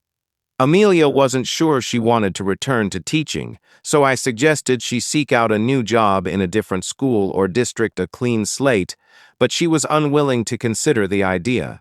What could have prevented a recurrence of this? While considering whether or not to continue, he pauses to catch his breath. Amelia has experienced a great deal of disappointment throughout her life, and her connection with Caitlin has been no exception, a string of letdowns. However, while we wait for traffic to clear before crossing at Barry, I inquire. According to him, Amelia always wanted to be a mother, just like she wanted to be a teacher. Above all else, she yearned for a daughter. There had been an extraordinary bond between her and her mother. They spent almost every moment together before her mother's death from a heart attack. Unfortunately, Amelia's hopes of developing a comparable bond with Caitlin were dashed. Caitlin was always a difficult child, he continues, and I see a shift in his expression as he says it, his voice carrying an air of distaste or resentment. Caitlin didn't like hearing no when she was a kid, and I hate to be the one to bring it up now that everything has happened. She would go to extreme lengths to get her way, unlike other kids who would cry or bang their bedroom door. She was willing to do anything. With Caitlin, it was pathological, he adds, painting a detailed and disturbing image of the comatose woman on the hospital bed. The investigation with DCFS occurred when Caitlin was 11 or 12 years old. Upon learning how easy a falsehood could destroy her mother's life, she seized the opportunity and used it. Caitlin would act hurtful every time Amelia told her no, like when she said she wouldn't buy her more clothes or chocolates. "Let go, you're inflicting pain on me," she would publicly scream till onlookers took notice. My friend Amelia and I did our best to poke fun at it. We rationalized Caitlin's situation by saying that she was a teenager whose brain was still maturing. She was completely confused. The results of her words and deeds were unknown to her. Once, she grabbed up the phone and dialed 911, while she was furious with Amelia over something so trivial that I can't even remember it. She reported her mother's physical abuse to the dispatcher. Amelia was the subject of an investigation by DCFS for the second time in her life, after the police were forced to intervene. Amelia and I would always walk on eggshells around Caitlin, terrified of triggering her explosive personality. Particularly Amelia was in her emotional death grip. Amelia yearned above all else to be near her, a confidante and a supportive mother. Having a daughter is a blessing. It's easy for you to grasp, I promise. Our only daughter is Caitlin. We have 2 sons with another name. The love and adoration that Amelia received was predetermined, and she would do everything to gain it. I can't even begin to fathom what it must be like to love this small human being so deeply and without condition, and then one day she betrays you and causes you unimaginable suffering. The very thought of that sickens me. Even when she's angry, Sienna could never harm me to that extent. He pauses, planning his next words, then continues, "Every time Caitlin behaved in a certain way, it broke Amelia's heart and pushed her closer to the edge." His meaning behind that is unclear to me. On the other hand, he shifts gears and says, I'll certainly bring up the counselor with Amelia and see if I can't persuade her to give it a go.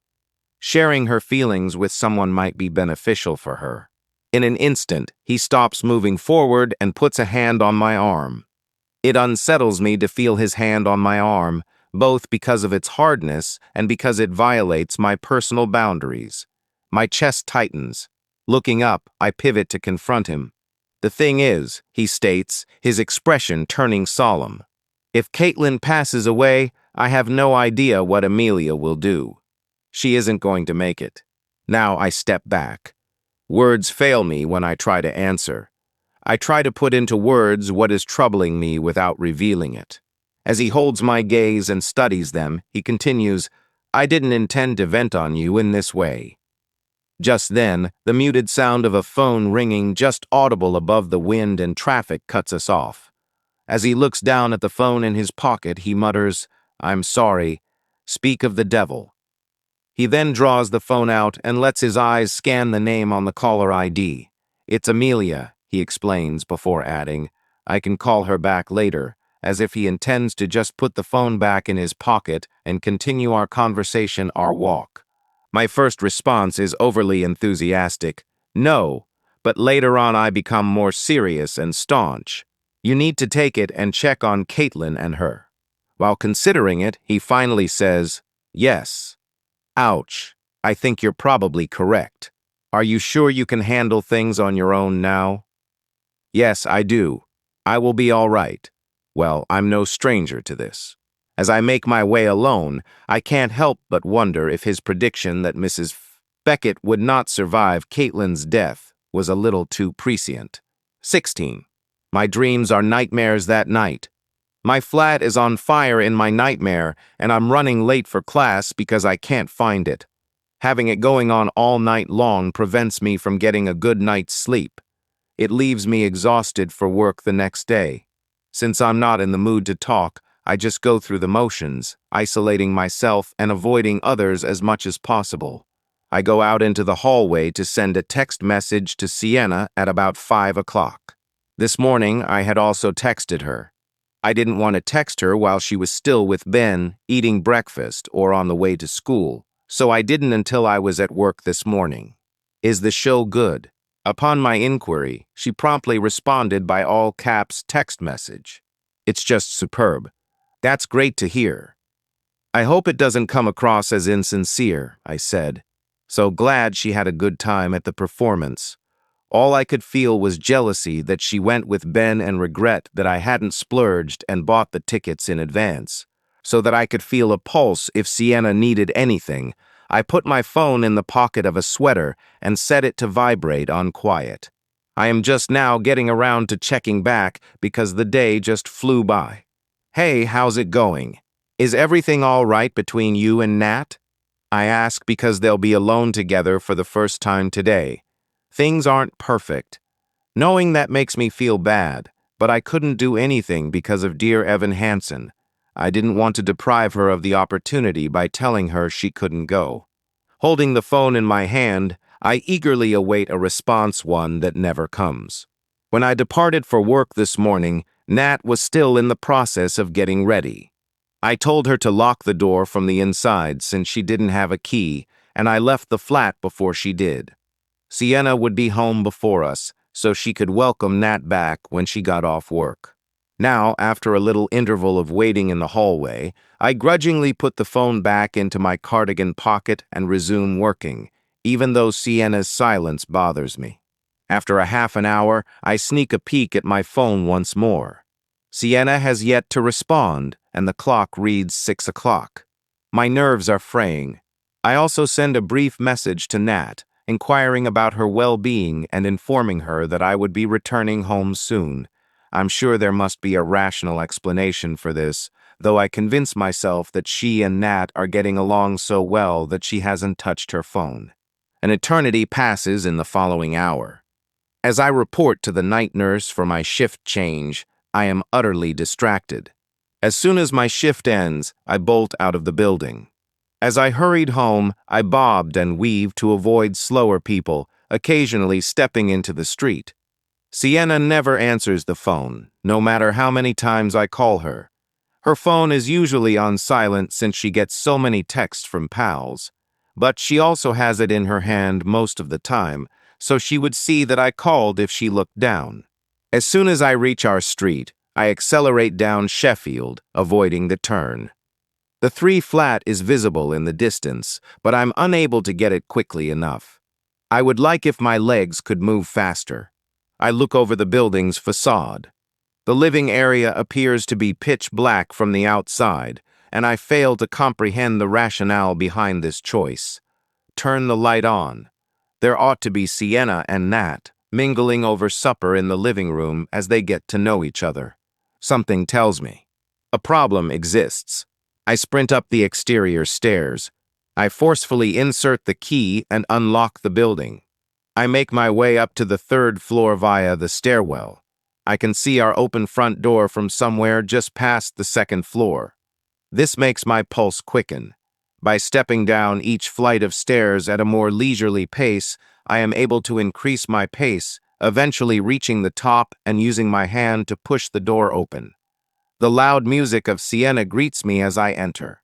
"Dear Sienna," I raise my voice, but she remains silent. Much of the apartment is in the dark. However, in the middle of her bedroom, Sienna's desk lamp is turned on, casting a faint glow. I hear the contents of my purse pour as I accidentally drop it just inside the front door. They are no longer in my life.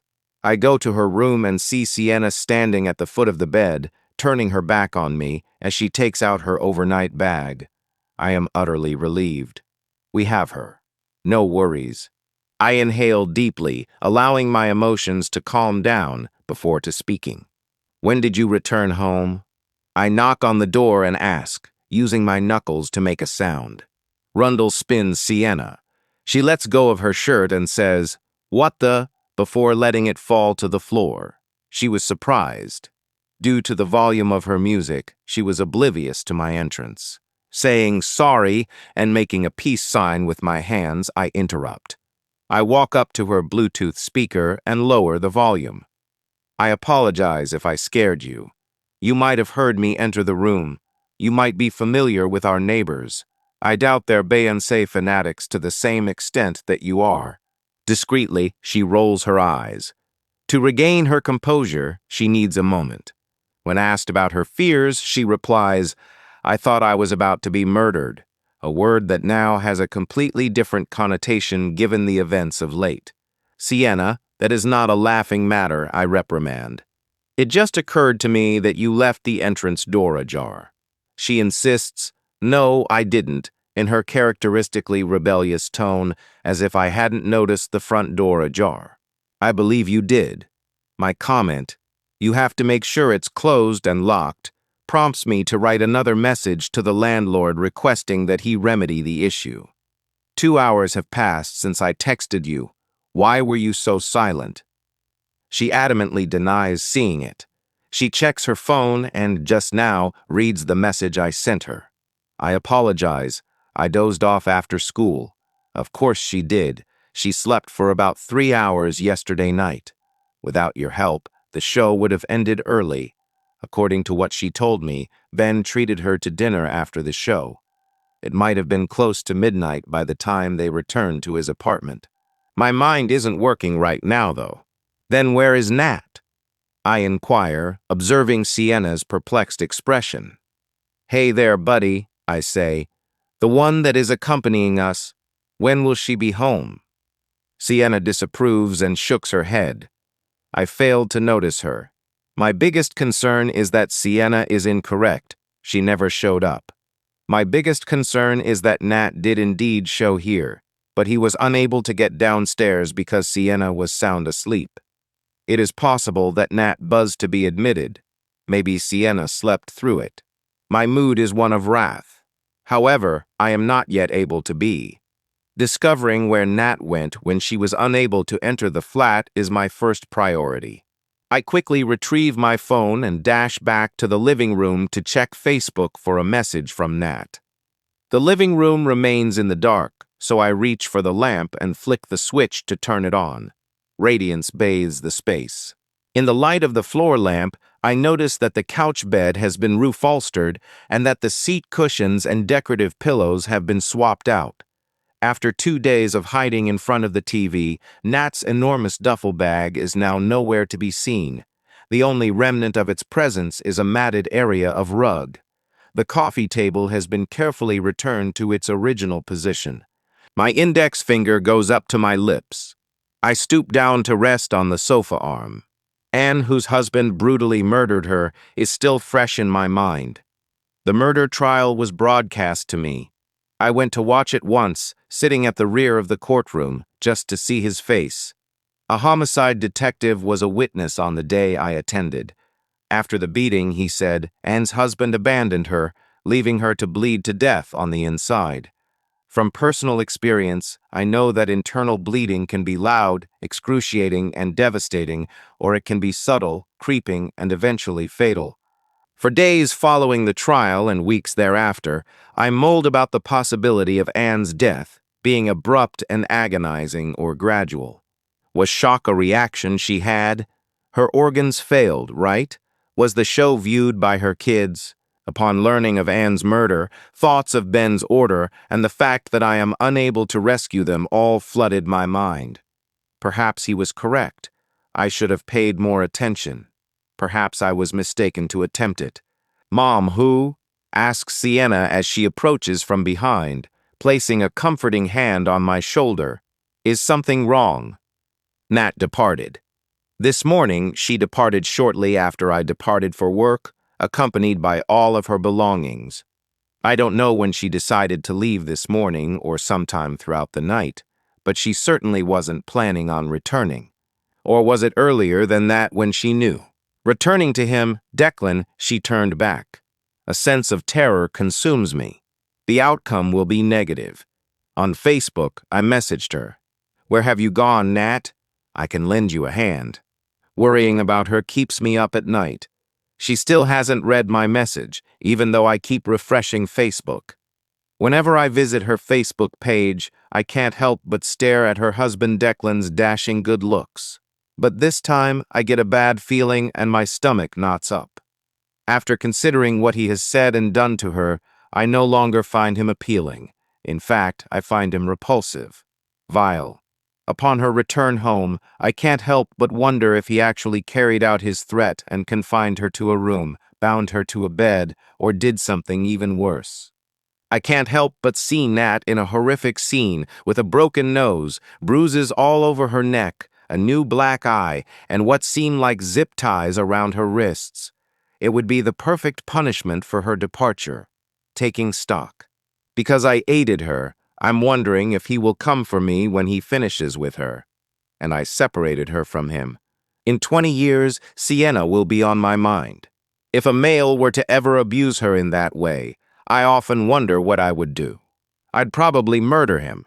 Even though the night seems to go on forever, dawn arrives at last. First light of day. Life continues. As Sienna gets ready for school in the morning, I observe. As I sip my morning joe from the kitchen counter, I glance over to the bathroom and catch a glimpse of her reflection in the mirror. She applies some makeup, but not much because her natural beauty is already stunning. Perfect complexion, thick, long eyelashes. I long for the days of those restless nights when she was a newborn, and I'd do everything to relive them as the teen years zoom by. After she departs, I appreciate the day off and take a shower. Working today would render me useless. I brave the chilly weather by donning my coat, gloves, and hat at 9 o'clock. Not even started shopping yet, and Christmas is just around the corner. I'd rather be outside and distracted right now, but I'm not in the mood. I guess the downside of getting a divorce is that I don't have many people to buy for this year. I will not be making a purchase for Ben or his family. Of course, there's Sienna, my folks, and I enjoy picking up little gifts for a handful of the nurses that work here. My first stop is to a charming corner boutique, and from there I head to a cute but mischievous home decor store where I can find funny vintage artwork, magnets, and coasters. My coworkers and I, including Luke, will discover something useful there. I am about to enter the store when my phone starts ringing. I can't seem to locate it anywhere in my backpack. I toss a cosmetic bag and my money aside, realizing it's probably going to be fruitless looking. Time will never allow me to complete it. The third or fourth ring is where my fingertips touch. Just as I take it out of the bag, the phone goes dead. It's too late now. You can see a missed call alert from Sienna on your screen. It has surprised me. I stand motionless at the open doorway, gazing down at the number on the display. Since Sienna is in school, or at least she should be, and it's just after 10 in the morning, I'm filled with uncertainty and bewilderment. Sometimes while Sienna is in class, she sneaks her phone into her teacher's classroom and texts, asking if Jaina is available to hang together. My water bottle went missing.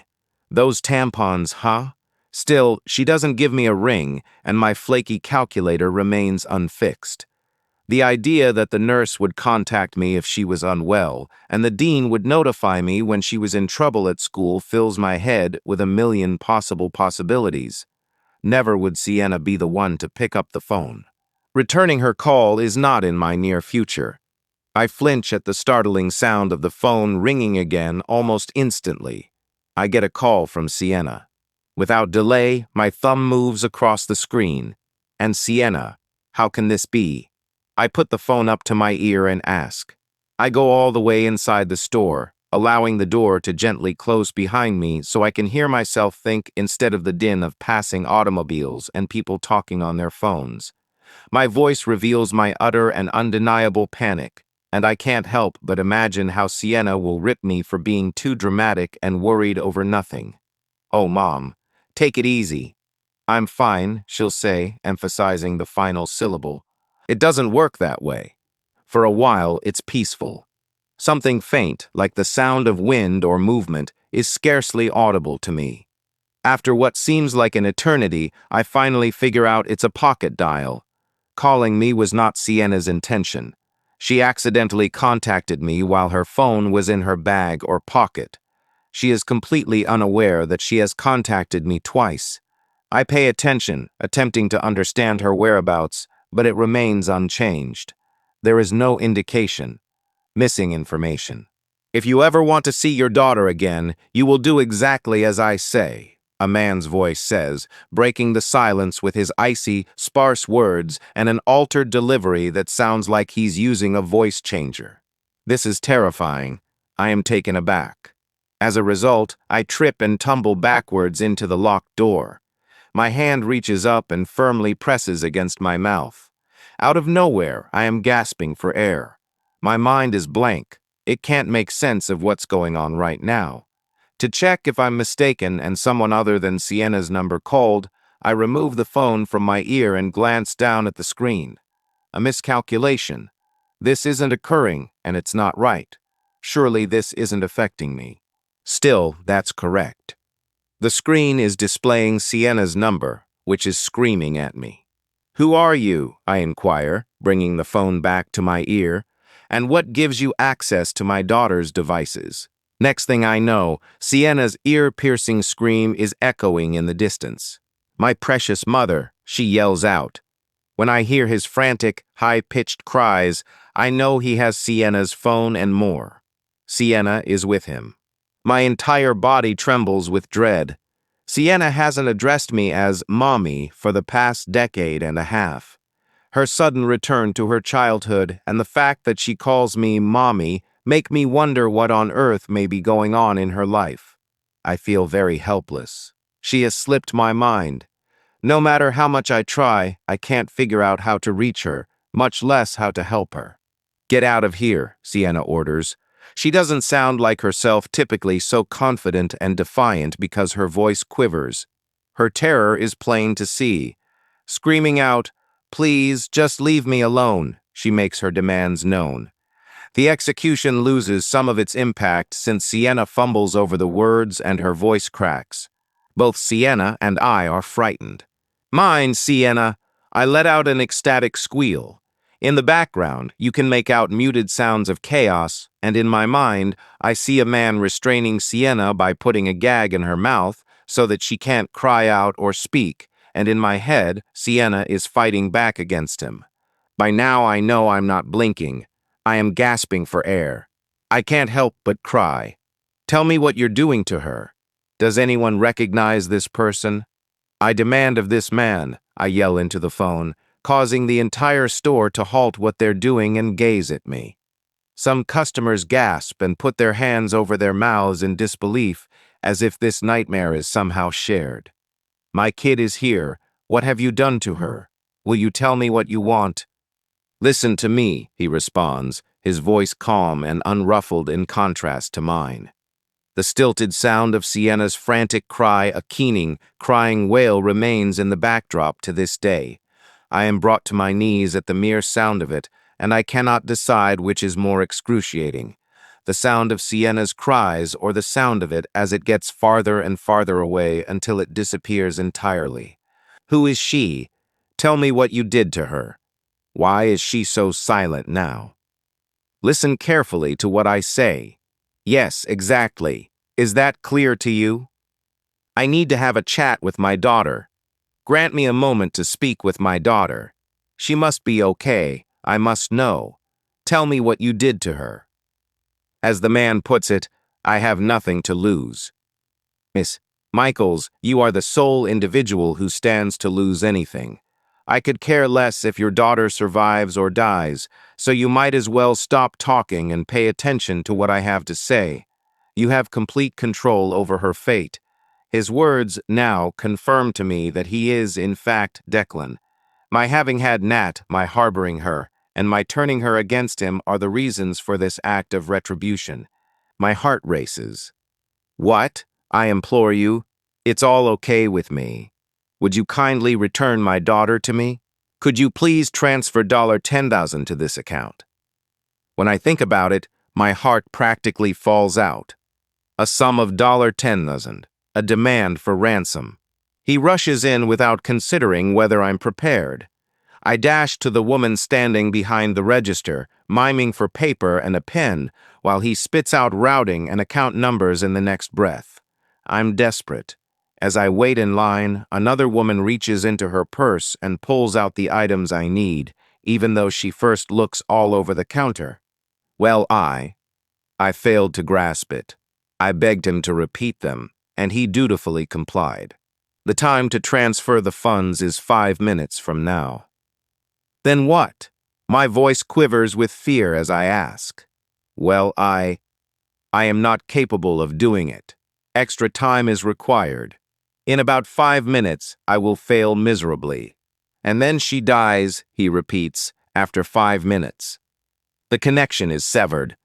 The number for Sienna is no longer there when I remove the phone from my ear. No longer there. It has a fateful, foretelling air to it. I groan. There's an animalistic quality to it. I am about to throw up because my knees buckle under me and my hand goes to my mouth. I would fall over if it weren't for the support of a stranger's hand on my back. There is no way I can go to pieces right now. Sienna might perish in 5 minutes. Someone is touching my shoulder, but I ignore them. Rumors are circulating, interrogating me. Question after question, as onlookers stand silently by with their jaws hanging open. Do you feel all right? Excuse me, dear. Excuse me, dear. Do you have any specific requirements? Are the cops going to come? Duration, 4 minutes and 40 seconds. Distancing myself, I make room. In my rush, I open the bank's app on my phone and accidentally hit the wrong buttons. I praise God every day that He has allowed me to inherit this substantial sum from my grandmother. Otherwise, I would be completely unprepared for any eventuality. Can Sienna pass away? A total of 45 seconds. But there isn't enough time to consider it. Getting the cops involved will take too much time. In my mind, Sienna is bound and gagging. There is no limit to what this man will do. He is truly monstrous. Forget about it. I don't have the time or energy to waste on a police report, and what would be the point? Sienna just wouldn't be there at that time. Duration, 3 minutes and 55 seconds. I feel a racing heart. I can hardly stand the constant thumping in my chest. I input the recipient's details and choose to transfer the funds from my savings account, where my grandma's bequest is sitting, earning no interest as I haven't put it to use just yet. After deciding how much money to transfer, I just set the wire to send at a later time and cross my fingers that it does so. Exactly 1 minute and 20 seconds. Just under a minute and a half. Just a moment. The Wi-Fi signal isn't very strong, and I'm afraid it will drop out just as the funds are about to be sent. There won't be any time to attempt again if that occurs. Regret consumes me. Today, I should have kept her home from school. I apologize for leaving her at home.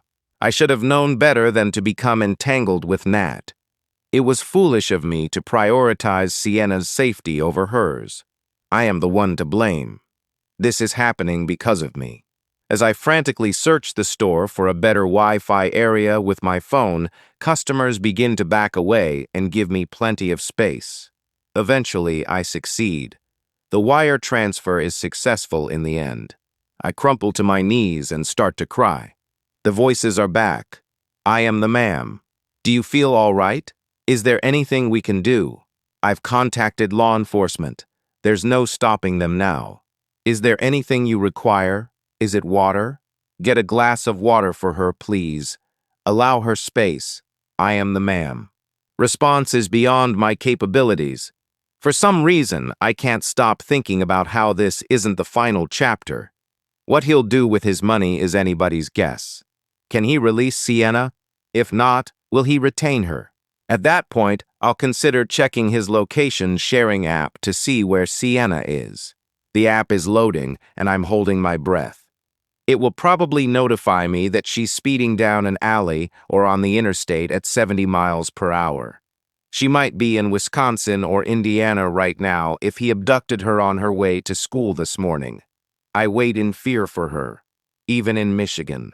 However, according to the app, that is not her location. It states that Sienna is in class. Everything is getting mixed up in my head. Please explain. It is all a mystery to me. Even though the call originated from Sienna's phone, it doesn't mean she isn't at school. It was her voice that I could make out. Well, it seems like the app is completely incorrect. This store's connection is slow, or it hasn't updated. After I hit the refresh button, I observe 2 small purple arrows chasing each other across the screen, symbolizing updates. When they finally rest, the words, "Last updated now," appear at the top. If this app is to be believed, Sienna has been in class since this morning at 8:02. She stayed at school all day long, according to the app. She's been present throughout. On school grounds, he has her. Standing up, I force myself. While dialing 911, I dash outside to grab a taxi. "Someone has my daughter," I exclaim to the answering dispatcher as I explain what happened and what I know. The dispatcher then promises to bring the police to the building. He seems to be interested in Sienna's appearance and asks inquiries about her. I decline his request that I remain on the line with him. "Please," I implore. "Shorten their time," you said. I dial Sienna's school number and hang up the phone as the taxi leaves the curb. I am delayed in speaking with the school secretary until I push 9 on the automated system that answers my call. It's excruciating. When you call her, she repeatedly says the high school's name. I interrupted her suddenly. "My daughter is the reason I'm calling. Long Sienna. Has she arrived?" I declare. I don't think Sienna will return to class as usual. I need to have a conversation with her. However, I am at a loss for words. The lady puts me on wait. There is no end to time. Right now, I'm thinking about every possible worst-case scenario. In the parking lot of the school, Sienna is being detained in a vehicle. Somewhere off-limits to pupils like the custodian's closet or the mechanical area, she is imprisoned. She's in pain. I'm on hold while the secretary gets back to me, and it seems like she's dead or about to die. Absolutely intolerable. I cut the call short and then dial 9 again after a short delay to reach the automated system. "Hello, this is Megan Michaels calling regarding my daughter, Sienna." I blurt out as the secretary impatiently repeats the school's name. You put me on wait. I beg, please, I must speak with my daughter while I fight back tears. My worst worries will be realized in the blink of an eye. Mrs. Michaels, yes. The delay is my apologies. I beckon to her classroom. I had a conversation with Mr. Prout, but according to him, Sienna skipped third period. Has she given her cell phone a try? She presses her fingers to my mouth as she asks, and I nod in response since I'm too sick to talk. Dear Miss Michaels, no way, stayed or what? Madam Michaels.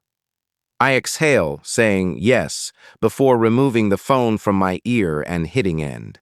I weep in the taxi's rear seat. A part of me has lost Sienna. Everything that truly matters has vanished. Before I even go to the school, the cops show there. In the parking lot Circle Drive, I spot two police cruisers as the cab arrives. The cars are seen as students pass by on their way to an open period. I hurl an excessive amount of money at the cab driver, pay him, and dash out of the vehicle, weaving in and out of the student body as I desperately try to unlock the main door. The secretary won't let me in until I buzz in and verify my identity and purpose for being here. As I enter the main office, I see the principal, assistant principals, and secretary standing around the police officers, all of whom appear very downcast. The woman, how extensive. As I walk in, one of the cops asks whether I'm sure, and I simply respond with a yes without correcting him. My daughter is in the hands of another person, I yell out dramatically. She's heading that way, he whispers. My brain explodes. What? Sobs escape my lips. Your little one is making her way. My time is too limited to inquire or think about it. I can make out her figure as I come around the bend. My name is Sienna. She has her backpack on. In her arms she carries books. She appears to be in good health. Bruises, cuts, and a gag reflex are non-existent. Everything about her countenance is calm and unassuming. Feeling lost. Leaving the office, I dash gracefully toward her, my arms spread wide like airplane wings. Mom, who? Then why did you stop right before I was there? She wonders. Her shock is plain to see as she glances at me before turning to face the authorities. Asking, why are you here? Why are they even in this place? How did that happen? Do you feel all right? I stutter and grab her by the shoulders, cradling her in my arms to confirm that she isn't just a mirage, but an actual presence in this world. After I hold her for a second, she pulls away to meet my gaze. I was touring with Mr. Garcia. I had to reset my math test. Yes, I. She waved her pass in front of the principal, secretary, and police officers while she frantically looked around. My tears well up once more. Nothing was true. The police officer informs me it's called a virtual kidnapping, as Sienna and I sat in the police station on Addison, writing out a complaint. Con artists exploit people's vulnerabilities by appealing to their worst fears in an effort to trick them into paying a ransom to free a loved one. How about the funds? He informs me that the funds are probably already gone. It's almost hard to turn back the clock once it's been accepted. However, he will investigate it. This guy contacted me using Sienna's number. It was her voice that I could make out. Just how? You didn't hear your daughter. It sounded like a tape or someone impersonating her. Under pressure, it's simple to misunderstand the speaker. The activity of making calls that appear to have originated from your daughter's phone is known as spoofing, or more precisely, caller ID spoofing. Everything is specifically done to scare and manipulate you, he continues after pausing for effect, explaining that the assailant uses VoIP technology to modify the caller ID to something familiar, something personal.